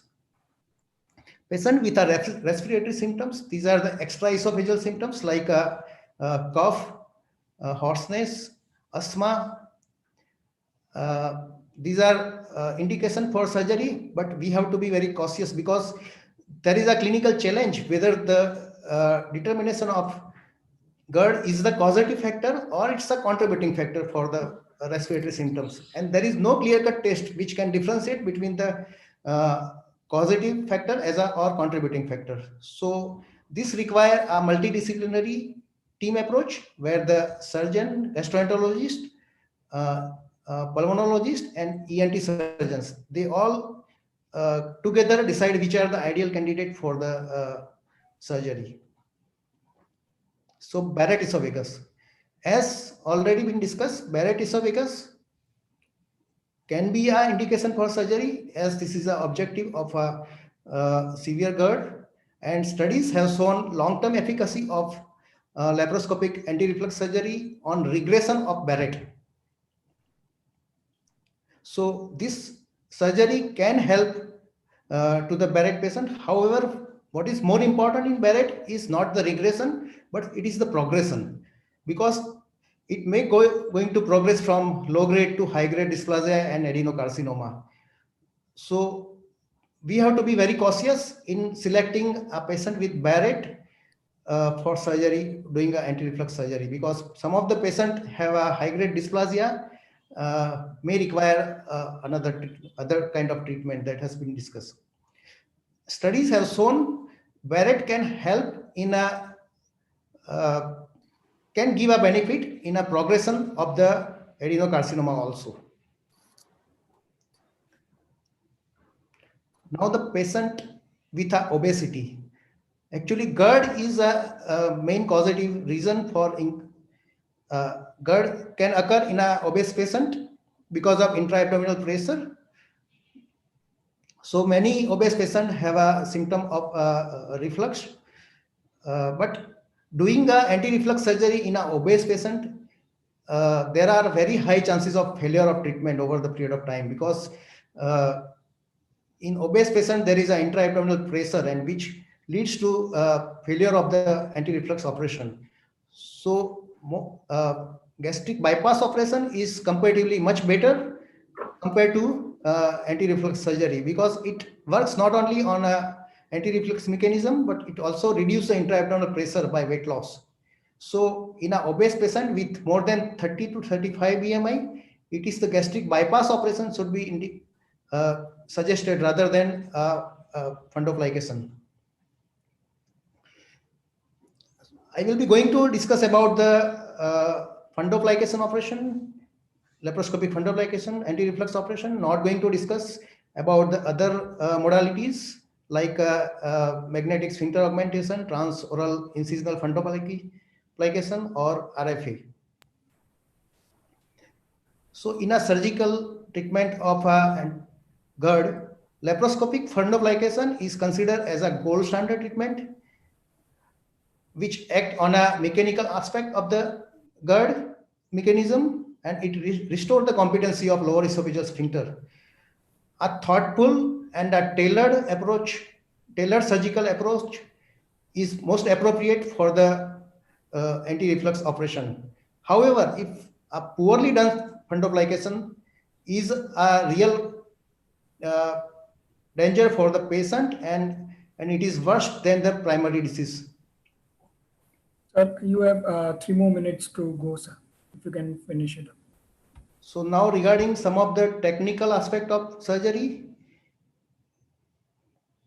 because in laparoscopic fundoplication, the operation has to be performed very perfectly, because if it is not done in a proper way, then this is going to be a disaster for the patient.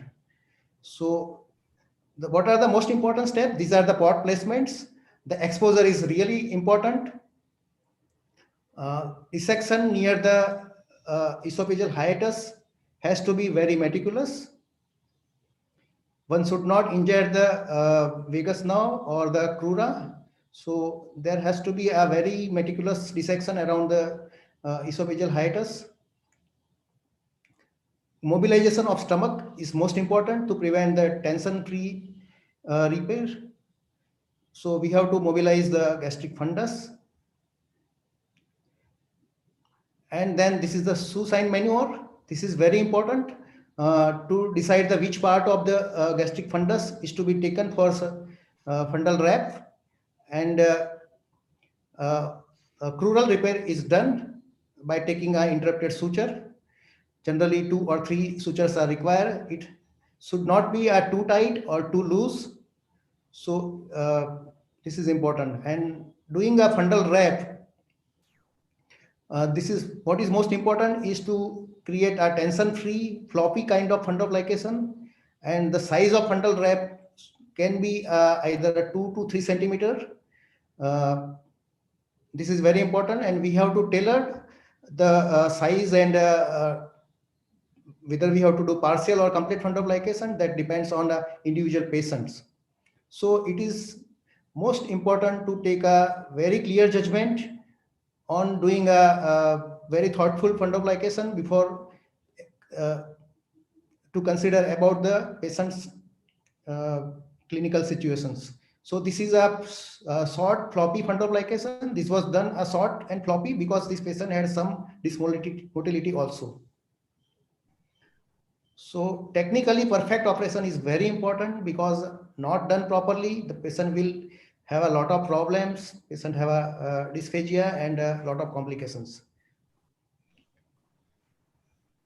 So one should do partial or total fundoplication. There is a tailored approach which is applied on the basis of esophageal motility. So Nissen fundoplication is a 360-degree fundal wrap, and two-pet fundoplication, which is 270-degree fundal wrap. These are the most common 2 operations being done as an anti-reflux surgery, and both the operation gives excellent acid reflux control. Sorry, sir, to interrupt you. We are running out of time. We need to summarize it, sir. There are only 1 or 2. So preoperative esophageal motility may affect esophageal surgical outcomes. So patient with esophageal dysmotility, one should consider as a partial wrap to prevent the post-op dysphagia. So how are the surgical outcomes of these patients? Perioperative complications are less common. Post-operative dysphagia is mild or for initial period, less in two-pet compared to Nissen, which is 8 versus 13%. Acid reflux control is excellent. About 90% patients have a good acid reflux control, 91% after Nissen and 80% after two-pet. Heartburn is seen in 10 to 14%, and normal 24-hour pH-metry is seen in 88%. However, in a long term, 40% of patients will need a further medical treatment, and few of the patients may require second surgery.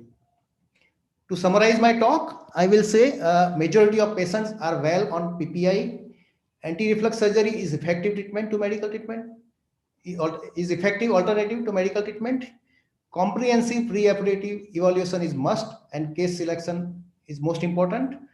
Tailored approach to individual patient and attention to technical detail is very important.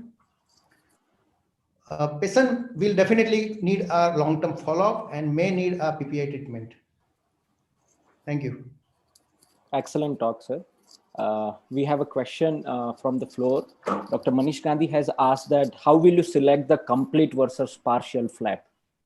Yeah, as I already told, if patient is having a motility problem or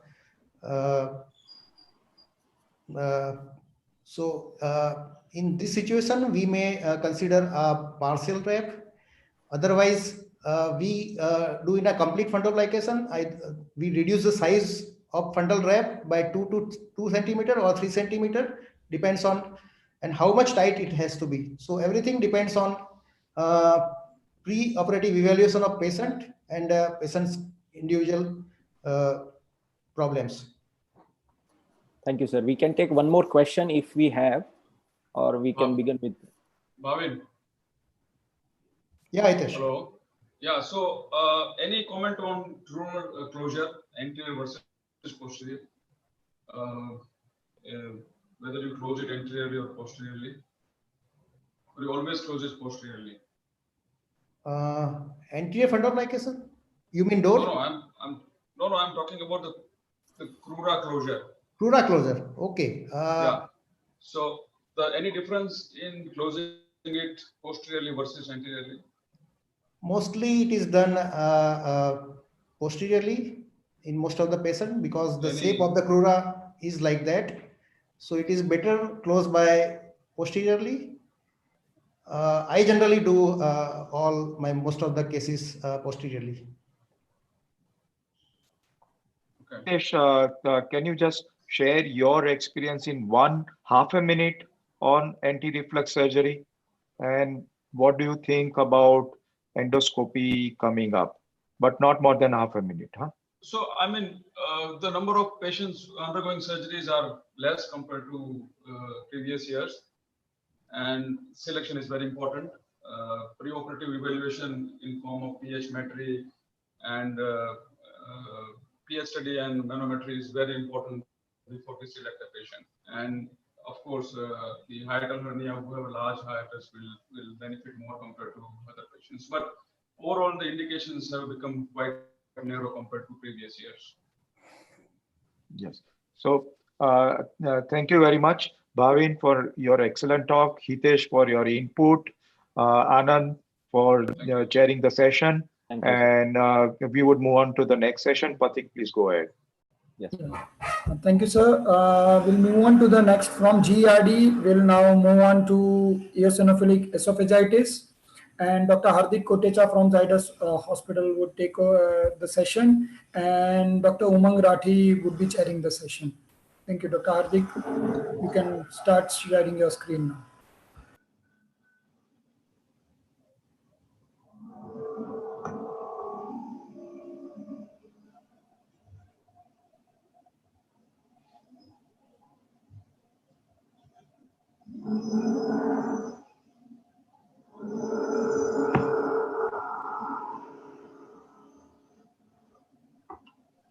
Good morning, everyone.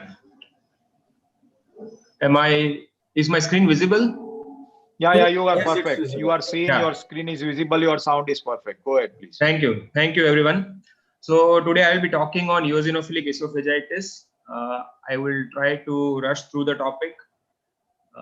It is defined as a chronic immune antigen mediated esophageal disease, which is characterized clinically by symptoms related to esophageal dysfunction and histologically by eosinophil predominant inflammations.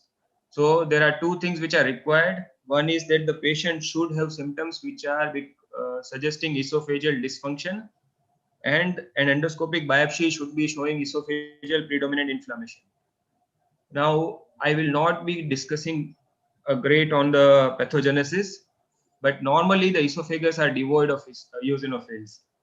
And initially the concept was that patients should not be responding to PPI. But nowadays it is understood that there are many patients who have classical eosinophilic esophagitis and they will be responding to PPI. In fact, it is considered the first line of medical treatment for patients who have got eosinophilic esophagitis. So this entity is known as PPI responsive eosinophilic esophagitis. Now, the relationship between GERD, the esophageal eosinophilia, and food allergies is controversial. There are two lines of thought. One is that acid will itself induce epithelial barrier damage because of reflux, and this will predispose to development of food sensitization. The other theory is that if we give acid suppressive medicines, it allows more of IgE sensitization of the esophageal mucosa. Antigenic proteins are typically food derived or sometimes they are aeroallergens. The disease is predominantly a Th2 cell mediated immune response where there is increase in release of interleukin 5 and interleukin 13, which leads to increased expression of eotaxin 3 and calpain 14. The esophageal mucosa is infiltrated with eosinophils, T cells, and mast cells. Generally, these patients will have a mild peripheral eosinophilia, and there is increase in the TSLP2 secretion, which is a Th2 response, followed by fibrosis factor 9, which leads to development of fibrosis in the esophageal muscular layer. Majority of the patients will have other concomitant allergic disorders like bronchial asthma, allergic rhinitis, atopic dermatitis, and IgE mediated food allergies. The aeroallergen component is more common in adults compared to pediatric patients. Now, there are a lot of studies, especially one which is reported last in 2013, where it has been shown that genetics plays a good amount of role in patients of eosinophilic esophagitis. In monozygotic twins, there is 58% concordance of the disease, while in dizygotic twins, it is 36%. Anyone in the family suffering from eosinophilic esophagitis, the risk is high in other siblings to the tune of 2 to 3% incidence of the disease. 2 single genes have been identified which are responsible for the disease. And this recent study shows that they have taken biopsies from patients who are suffering from eosinophilic esophagitis, and a transcriptome has been done. 96 gene panel has been developed, and based on this, the expression of all these genes on the transcriptome, they have divided the disease into 3 entities. If we see into the clinical features, most of the patients will be in their in their 20s and 30s. The mean age is 34 years. Average time from the onset of symptoms to the diagnosis of disease is around 4 to 4.5 years. So the disease is missed many of the times, even in today's era. Disease is more common in men. Even in pediatric population, it is more common in boys. There are certain risk factors, exposure to antibiotics and exposure to acid suppressive medicines, which have been shown in previous studies. Smoking, use of NSAIDs, and H. pylori infection has been found in few studies to be protective, and breastfed infants suffer lesser from the disease compared to those who are not breastfed. In adults, the predominant symptoms will be dysphagia, sometimes odynophagia. Food impaction, which is more common in children, is not that commonly seen in adults. Chest pain, which is centrally located and which doesn't respond to antacids, is a presenting feature. Patient may come with classical symptoms of GERD and heartburn and upper abdominal pain. In the pediatric population, the presentation changes with the age of the patient. In the infants and people who are younger children, feeding dysfunction is a predominant symptom where the child may refuse to eat solid food. Child will be eating solid foods very slowly, taking predominantly liquid foods, and there will be growth retardation. Other features like vomiting, abdominal pain, dysphagia, and food impaction may also happen. Now, this was what I was talking initially, that they have divided patients into 3 subgroups. Basically, the first subgroup has a mild disease. The second subgroup has a very active inflammatory phenotype, and sometimes these patients fail to respond to steroids. And the third subtype is a fibrostenotic type, like we see patients of chronic pancreatitis. After some time, they have a burnt out disease and their pain is not there. So these patients will have a narrow caliber esophagus. Their inflammatory markers are not very high, and the response to medical management is not good. They require endoscopic dilatation. So diagnostic criteria requires symptoms related to esophageal dysfunction, presence of eosinophil predominant inflammation in the biopsy, characteristically more than 15 eosinophils should be seen per high power field, and exclusion of other causes of esophageal eosinophilia. So the list is very high. Most important thing to differentiate is GERD, other eosinophilic gastrointestinal diseases, patients of Crohn's disease, celiac disease, sometimes fungal infection or viral infection will also have eosinophilia. Pill esophagitis, vasculitis, pemphigus, hypereosinophilic syndrome can also present with esophageal eosinophilia, and we need to differentiate all these patients from eosinophilic esophagitis. Now the classical endoscopic findings, you can see in this image, there are stacked rings, and the white spots which are seen are actually eosinophilic microabscesses. Patient may come with strictures and ring esophagus. This is one of the patient who just came with classical GERD symptoms and had whitish streaks and furrows in the esophagus. This image shows initially when the scope was entered, the esophagus was looking normal, but when we were withdrawing, there were tears in the esophageal mucosa. We took biopsies and it was found to be eosinophilic esophagitis. This is another similar patient. Now this patient has got a lax LES, a small hiatus hernia, and came with history of dysphagia. There were multiple ulcers in the esophagus. We took biopsy. It was showing eosinophilic infiltrate, but this patient also had oral ulcers and ultimately was diagnosed as having pemphigus. So we need to rule out other diseases also. Histologically, we will see eosinophilic microabscesses, superficial layering of eosinophils, seeds of eosinophils, extracellular esophageal granules, basal cell hyperplasia, which is also seen in patients of GERD, increased number of mast cells, B cells, IgE bearing cells. There have been markers which we can see in biopsy like eotaxin 3 or major basic protein. Two important things: presence of more than 15 eosinophils per high power field is required, and we need to take 2 to 4 biopsies from the upper and lower esophagus to classify and diagnose eosinophilic esophagitis. Other ancillary tests, we can do barium studies to identify strictures, ringed esophagus, to identify luminal narrowing, which is not appreciated on endoscopy. And sometimes patients, especially pediatric patients, if they come with repeated vomiting, we will be able to identify malnutrition. Laboratory studies, elevated IgE levels are only seen in around half of the patients. Peripheral eosinophilia is also seen around half of the patients, and it is generally mild. And we need to do allergy testing to identify the food allergens which are responsible. Now, treatment of this disease requires, one is dietary therapy, the other is medical management and endoscopic management of esophageal strictures. In dietary therapy, there are most of the time case series and case reports. Very few large studies have been done. The benefit of dietary therapy is that it is a potentially non-pharmacologic management. The problem is that it can lead to nutritional deprivation. Compliance of the patient, especially if they are pediatric patients, is difficult. Patient may develop food aversion, psychological issues, and there is a risk of relapse on discontinuation. So 3 approaches. One is empirical elimination diet. The response rate is around 50 to 70%. Many of the studies have used 6 food elimination diet where they have removed milk, eggs, soy, peanuts, wheat, and fish.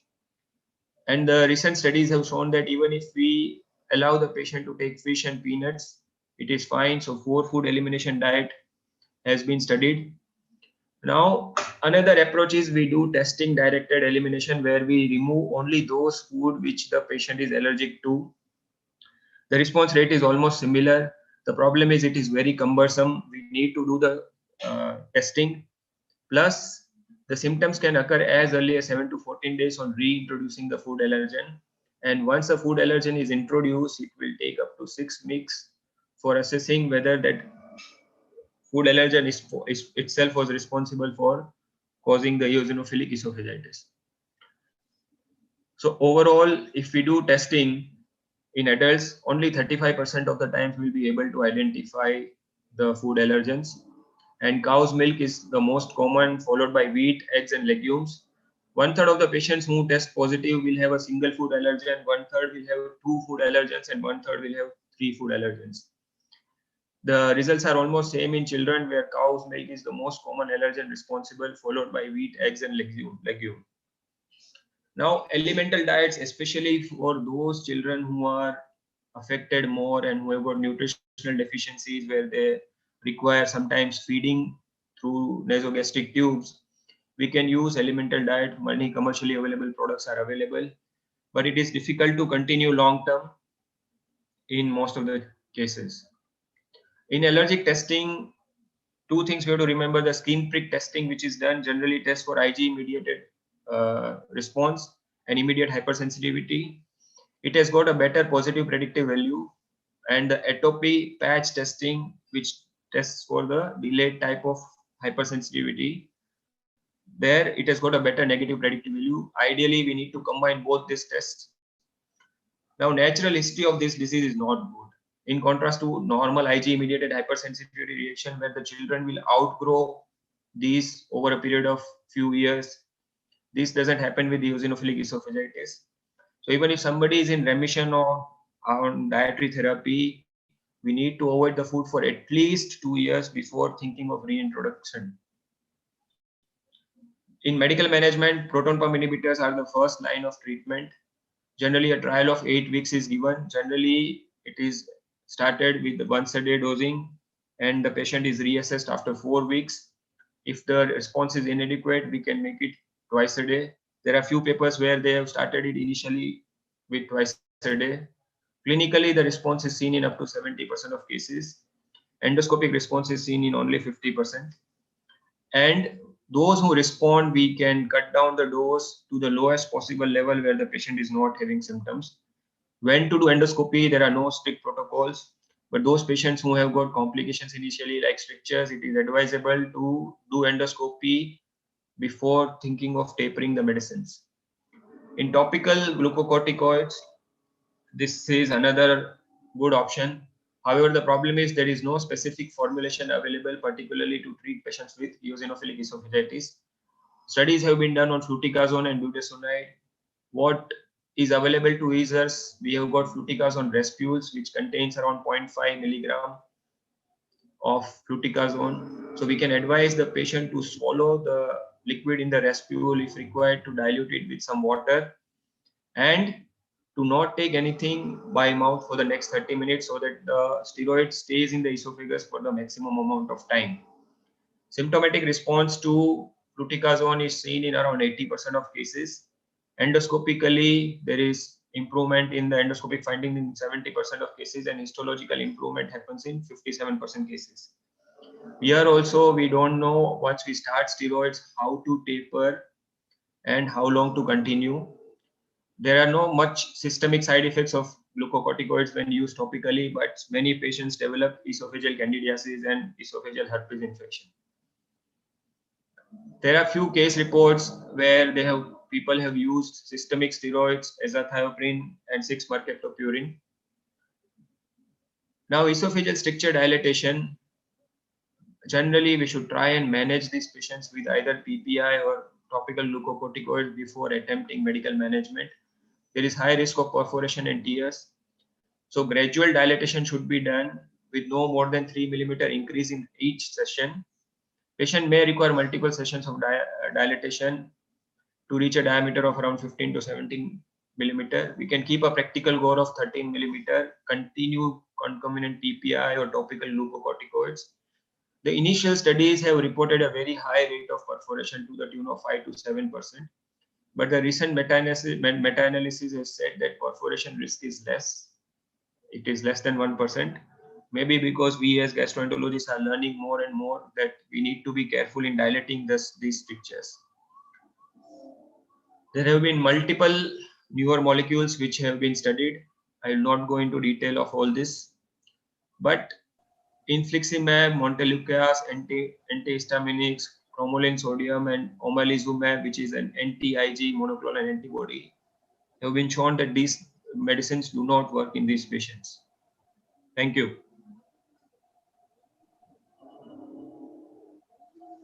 Umang? Thank you, Dr. Hardik, for an excellent description of this disease. One problem relates to this is the diagnosis. Do you think the biopsy gets us the diagnosis every time, or sometimes we may have to repeat it, or we have to give empirical treatment in absence of the biopsy showing eosinophilia? So eosinophilia is a must for the diagnosis. We need to take, so multiple studies have used multiple cutoff values. Some studies have studied up to 6 biopsies. Okay. So the idea is we take 2 to 4 biopsies from the lower half and 2 to 4 biopsies from the upper half of the esophagus.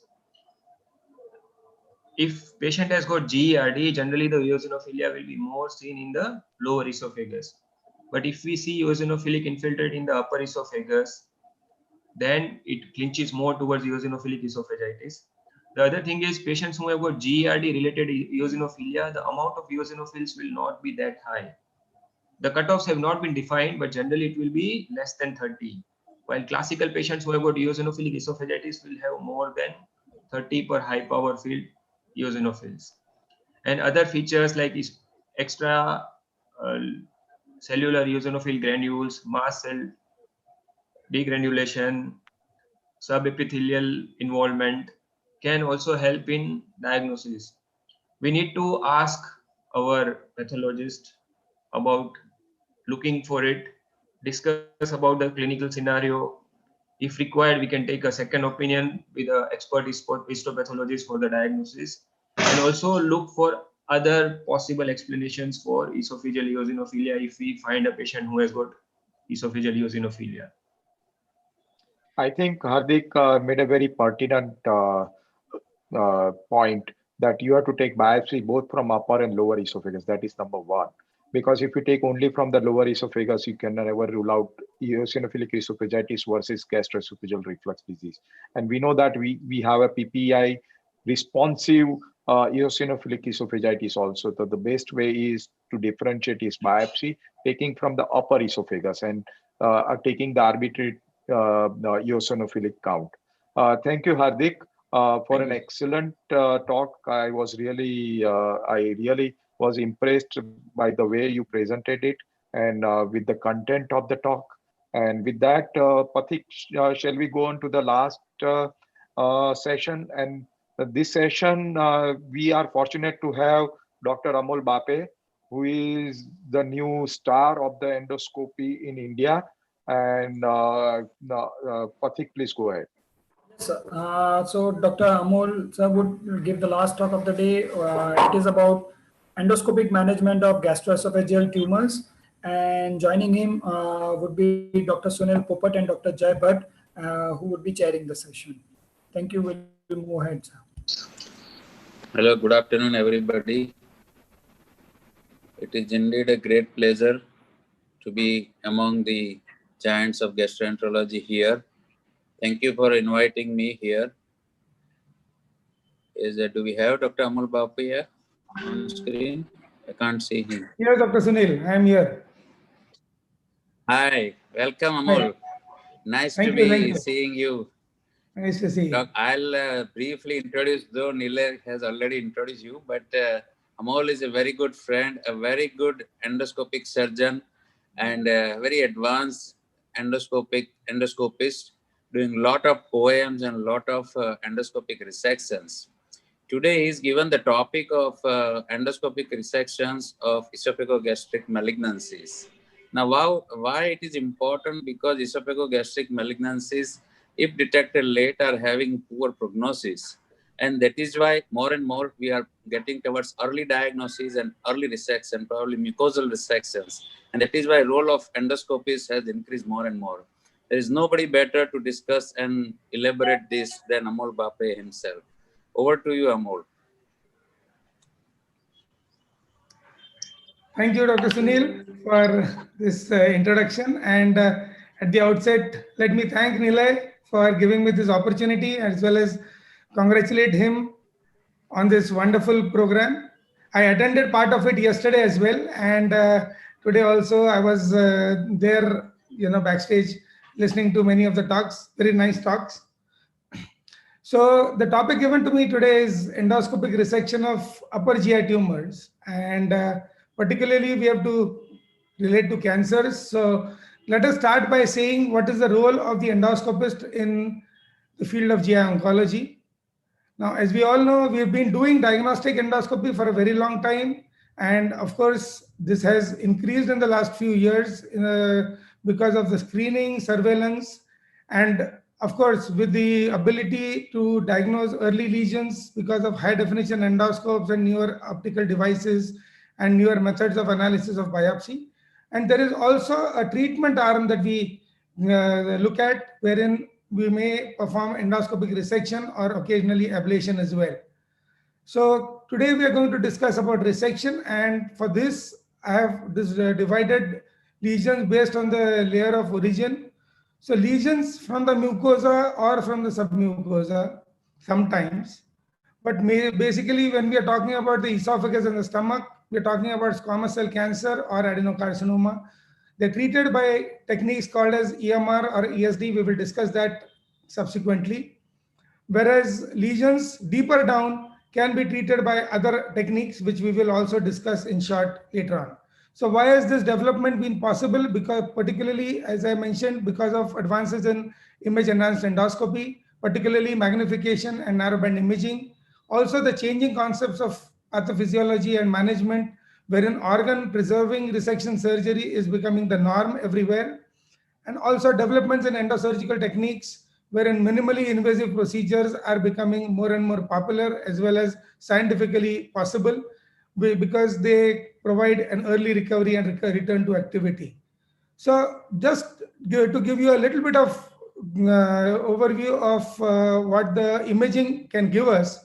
Now this is actually squamous dysplasia in the esophagus, pre-malignant, and this is, we can diagnose this based on this IPCL pattern or intrapapillary capillary loops. So these are the capillary loops which are deformed.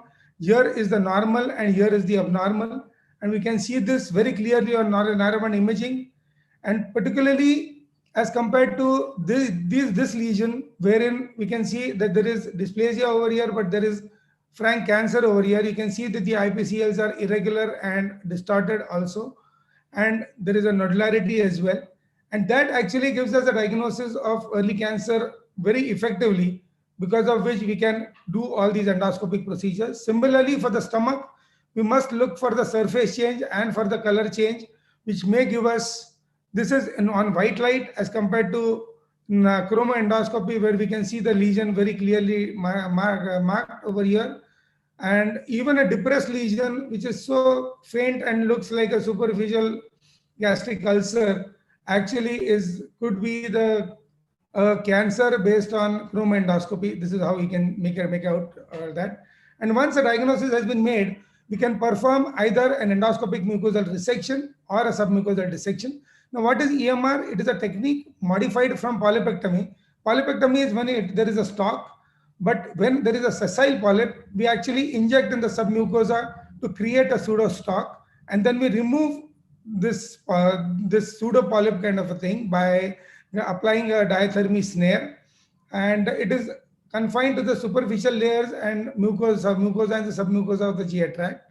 Whereas in a submucosal dissection, what we perform is an en-bloc circumferential resection of the pathological mucosa through the deep submucosa, so that the lesion can be peeled off from the muscle layer. And both of these basically are designed to provide tissue for accurate pathological staging. So what are in general the indications for EMR or ESD in the upper GI? We have superficial or early cancers, mucosal cancers in the esophagus and the stomach, Barrett's esophagus with dysplasia, presence of dysplasia. Non-dysplastic Barrett's just need surveillance, should not be treated by either EMR or ESD.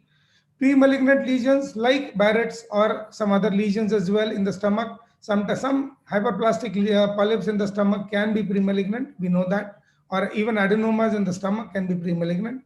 Polyps with intramucosal cancers can be treated by these procedures, as well as benign lesions of the mucosa muscularis mucosae and the submucosal layers. However, the indications are now expanding to even look at slightly deeper cancers, and there are a lot of discussions going on this, but I will not discuss that in detail. So the philosophy, let us spend a moment to discuss the philosophy of early endoscopic resection for early cancer, wherein the depth of invasion is probably the most important consideration. And this is because the lymphovascular plexus resides in the SM2 layer. The submucosa is divided into 3 layers, 1, 2, and 3, and based on the depth. And the lymphovascular plexus resides in the SM2 layer, and deeper penetration increases the risk of lymph node metastasis, wherein surgery would be required, obviously. And the risk of lymph node metastasis is less than 3% if the cancer is resected to the mucosa, but can go up to 18% if there is submucosal invasion. So this is typically the layer above which we will consider the lesion suitable for endoscopic resection. Anything deeper than that probably will require surgical resection. And also another important point that we have to keep in mind is that an en bloc resection is always desirable to prevent residual or recurrent disease. So how do we select our patients for endoscopic resection? Of course, an endoscopy, preferably with magnification and narrowband imaging, is preferred. And we perform a diagnosis as well as an evaluation and plan the procedure. And it is important to have image-enhanced endoscopy for assessment of the pit pattern. And accuracy using narrowband imaging and magnification can be to predict deep invasion is more than 95% in most series now. And because of that, we may not require endoscopic ultrasound always. Both these are complementary investigations. And if we are confident with the magnification NBI, EUS may not be required, but EUS is sometimes required to assess for deep invasion and also to assess for regional lymphadenopathy. And small lesions, particularly in small lesions, if we have to perform an EUS, we need to perform a mini probe EUS, and standard EUS scope will not give us the answer. Additional imaging like CT scan or PET may be required, and other relevant workup may also be required. So the principles of EMR, as you can see over here, are that this is the mucosa, submucosa, and muscular res propria. So we inject in the submucosa to elevate the lesion, and then we apply a snare, and then we cut the lesion. And several techniques have been described: lift and cut, using a cap assisted technique or a band assisted technique, or even an underwater EMR can be performed. So this is a short video, and I must thank Nilay for this video. It is actually originally his video. So this is a freehand technique. There is injection in the submucosa, and then we can resect the lesion. Now this is a piecemeal EMR, and this is, I will discuss regarding this in detail in the next slide. So in a piecemeal fashion, the entire lesion can be resected almost circumferentially. You can see that this is a near circumferential resection which is being performed for an esophageal lesion. Now this is useful when we are dealing with a premalignant lesion but without significant dysplasia, because there the margin of resection is not as much important. We need to get the entire lesion out. But if it is a premalignant, if there is significant dysplasia or early cancer, then probably an en bloc resection is preferable. And en bloc resection cannot be performed for lesions more than 2 centimeters. That is the problem with EMR. Also, the plane of dissection sometimes is a little bit superficial in the submucosa, so we may not take the SM2 layer. So it is, the EMR is effective for premalignant conditions rather than for frank cancers, and the margins cannot be commented upon by the pathologist. And because of that, recurrences after a piecemeal EMR can be to the tune of 20% as compared to with submucosal dissection, which is 3%. And that is the reason that ESD developed from EMR, because the recurrence risk and pathological diagnosis was lower with en bloc resections. So what do we do in ESD? We mark the lesion all around, then we inject in the submucosa, then we make a circumferential incision in the mucosa, and then we peel off the lesion slowly to deliver the lesion completely from the muscle layer. And for that, we require an accurate detection, diagnosis, as well as precise cutting and dissection and excellent control of the instrument. One of the challenges of ESD is that technically it can be considered as a slightly challenging procedure, although with experience and with practice, of course, I'm sure each person should be able to do this.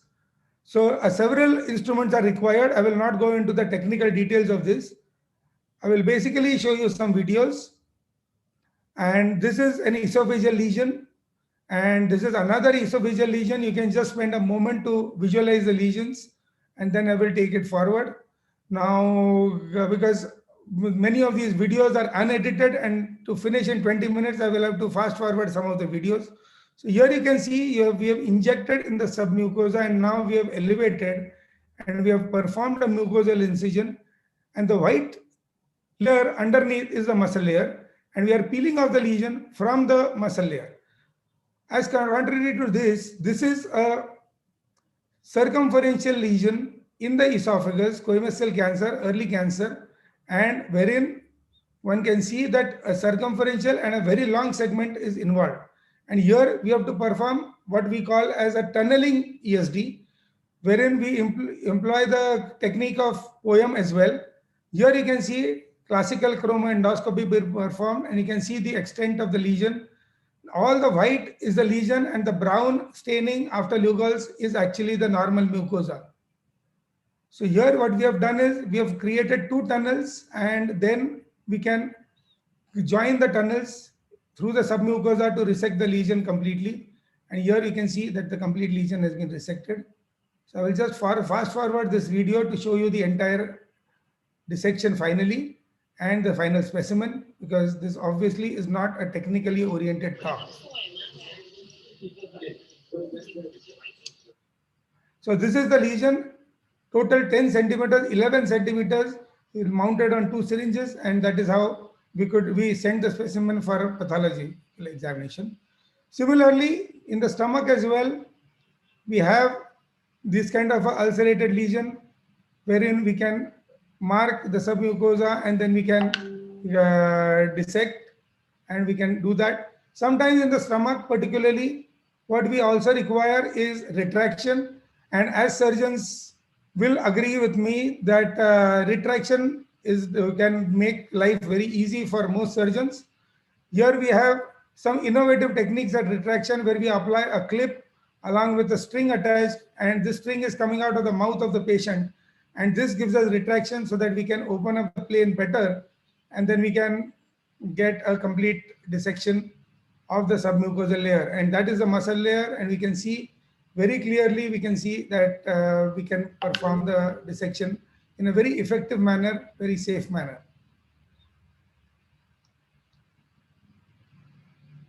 Here we are cutting through the last part, and that is the final defect. And similarly over here as well, we perform the same kind of a dissection. Now this is another Barrett's cancer. Now you can see over here this nodule at around 2 o'clock, 3 o'clock, and this is the cancer. And this is white light endoscopy, but when we apply narrowband imaging along with magnification endoscopy, we can see that the extent of the lesion is much more extensive and more circumferential, and so the final dissection is much wider.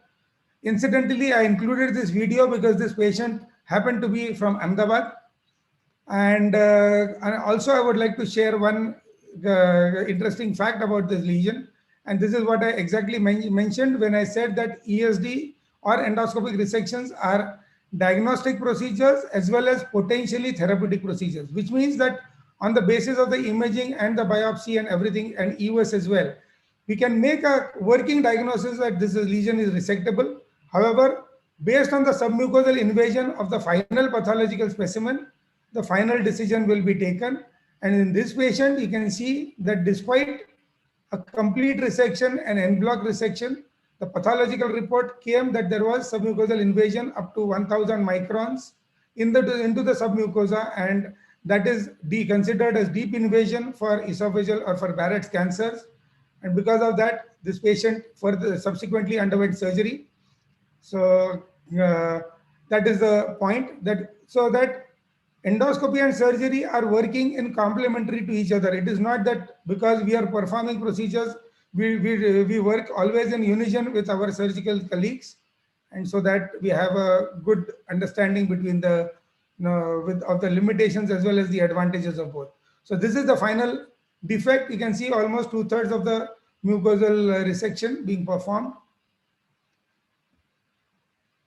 One point about handling of the specimen, in case some pathologists are there in the audience, the specimen has to be oriented before immersion in formalin, and it has to be fixed to the periphery with needles.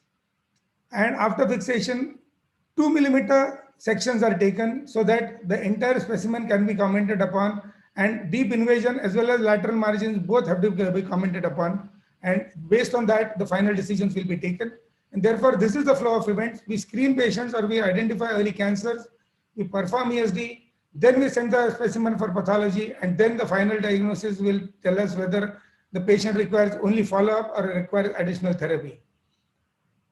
Of course, every endoscopic procedure, as with surgical surgery, has its share of complications, and perforations can occur, bleeding can occur, and strictures can occur, particularly in the esophagus, if more than 2/3 of the circumference has been resected. So these strictures will require dilatation and occasionally stenting that will be required. And perforation and bleeding usually can be treated endoscopically, but rarely may require surgical intervention as well. To discuss about overall outcomes of ESD, most studies have now shown that en bloc resections range from 70 to 90%, and local recurrence rate are typically below 5%.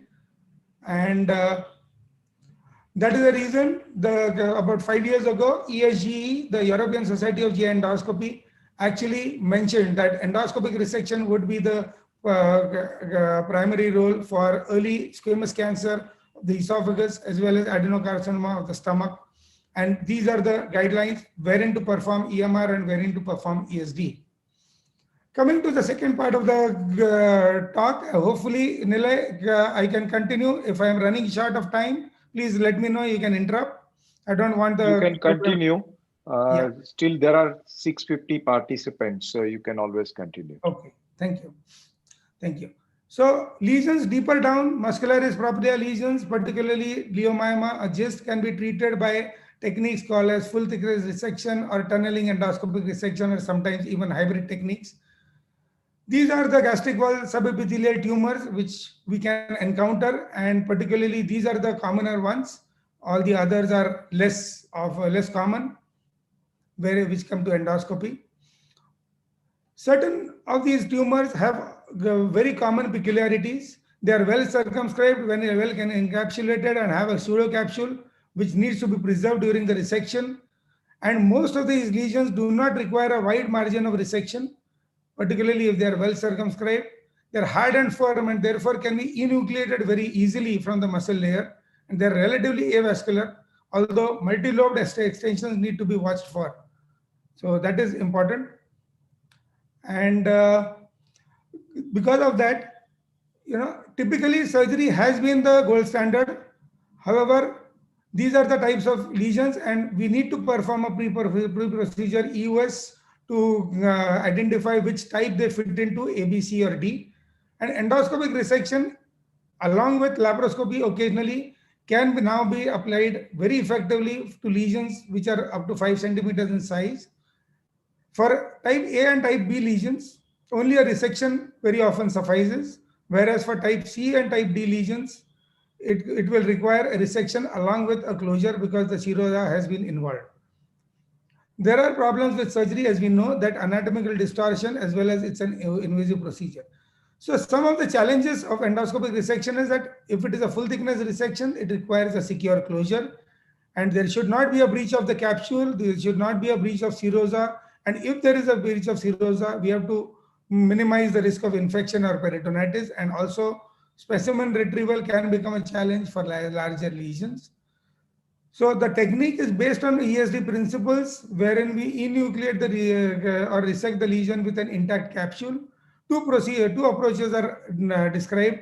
Either we resect and then we close the defect, or occasionally we prophylactically close under the lesion and then we resect the lesion on top using a snare. A variety of techniques have been described for closure. I will just demonstrate a few of them. So we can use either clips, or if the defect is small, or occasionally we can use also a combination of endoloop and clip. Now this is the lesion you can see over here in the gastric fundus that we are dissecting. And deeper down you can see actually the serosa has been opened, and you can see part of the spleen over there and the peritoneum.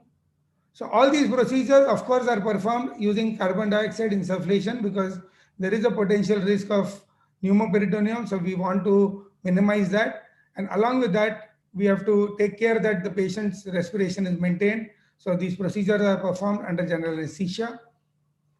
Now once the lesion has been taken out, now that is a defect. Now we are applying an endoloop. Now this is a detachable endoloop, and we fix the endoloop to the edges of the defect using multiple clips.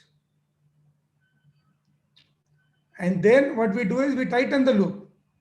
Once the loop is tightened, it forms a purse string suture. And using of this purse string suture, we can actually completely and very effectively close the defect. You can see over here that a nice purse string suture is being implemented, and that is what is the thing. A variety of other techniques are also available, like the omental patch closure. Now this is a gastroduodenal neuroendocrine tumor, which I'll skip through the resection part and come to just the closure part. So there we can see that the lesion has been resected, a very small lesion. The peritoneum has been opened over there. And as we know, for DU perforations, the omentum is very close over here. So what we do is we suck the omentum into the defect, and we apply a few clips to secure the omentum in place, and that works wonderfully. And with that we can perform that. Full thickness clips are also now available. So that is a lesion that we have resected now. And then, like we perform a band ligation, this is a clip which fits on the tip of the endoscope, and we can just go in and we can suction over there and suction the entire defect together, and then we apply the clip, which causes again a purse string closure. There you can see that the purse string closure has been effectively performed. That is a clip. And also nowadays we also have the endoscopic suturing device now, the Apollo Overstitch, which is primarily being used for the obesity surgery, for sleeve gastroplasty, but of course can be effectively treated, we can perform closure. So that is a large defect which cannot be closed with any clip, and we can just close this defect using a suture as we would do surgically. So that is how it looks for the final closure. One very interesting technique based on the POEM procedure is the stir procedure, or the tunneling endoscopic procedure, wherein what we do is we use the technique of POEM where we tunnel the procedure. I don't know whether this video is playing.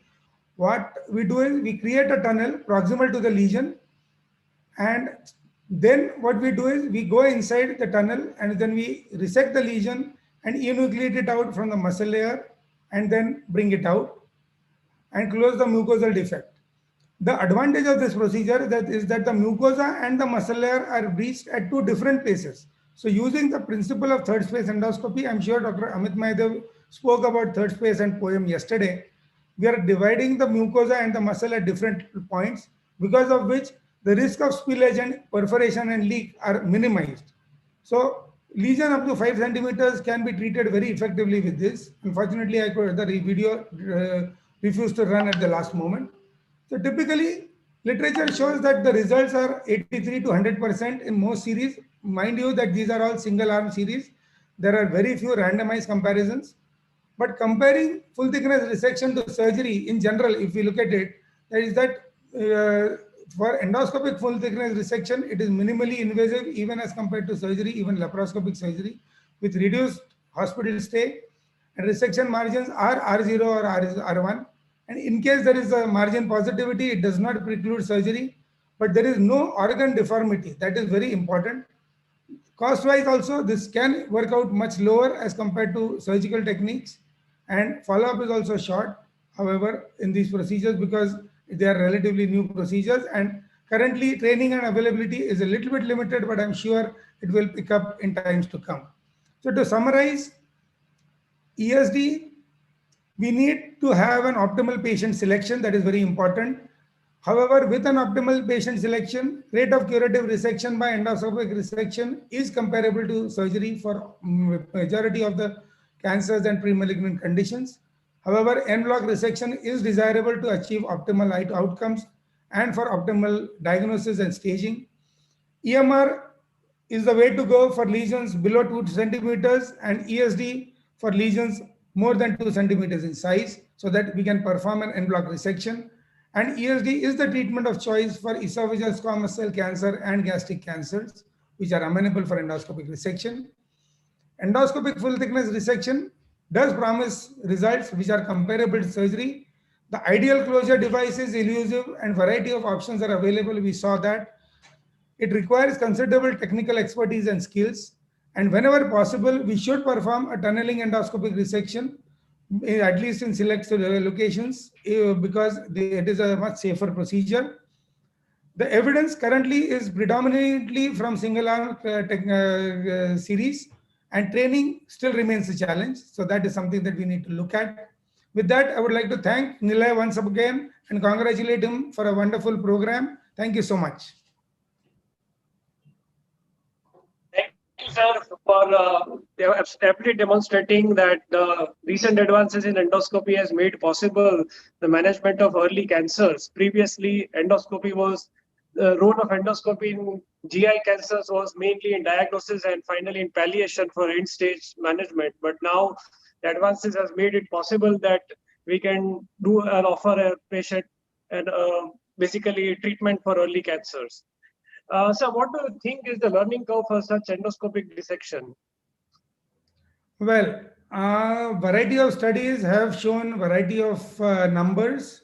However, we conducted a small pilot study about 4 years ago on our own data, and we realized that typically about 40 procedures is the learning curve that we need to look at before one can certify and one can say that a person is competent. However, ESD is technically challenging. So after 40 procedures, I would say that majority of the cases you will be able to do, but there will be still certain select locations where you may require some, or you may encounter some challenges, or in case there are recurrent lesions or something of that sort with a lot of fibrosis, then you may face challenges. But on an average, I think 40 cases. So technically, EMR is relatively easier as compared to ESD. So in early cancers, can we do an EMR followed by an ablative technique like APC or radio ablation, or you say that ESD would be more preferable? See, as I mentioned, EMR is a technique predominantly for pre-malignant lesions and for cancers which are below 2 centimeters, because you cannot perform an en bloc resection. Now, if it is a cancer or a high-grade dysplasia, you need your pathologist to comment on the margins.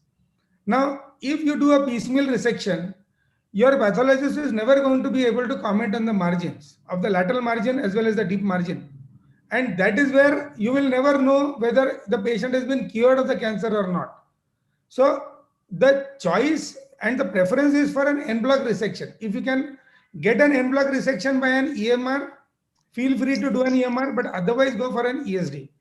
For a low-grade dysplasia or only an adenoma without dysplasia, feel free to do an EMR. There is no problem whatsoever. But high-grade dysplasia or cancer, you need this thing. Yeah, There is thank a you, Amol, question for from putting that point. Yeah. audience. Sunil, Yeah. just finish up the question, one or two Yeah, question, yeah. and then give your comments, and then we'll wind up the program, please. Okay, Amol, excellent lecture. Question from Daivat Vaishnav from House. How frequently follow-up is required? If there is recurrent lesions seen at 6 months, what would you recommend? Repeat ESD or direct surgery? Well, the follow-up is typically as it would be for any of the cancers.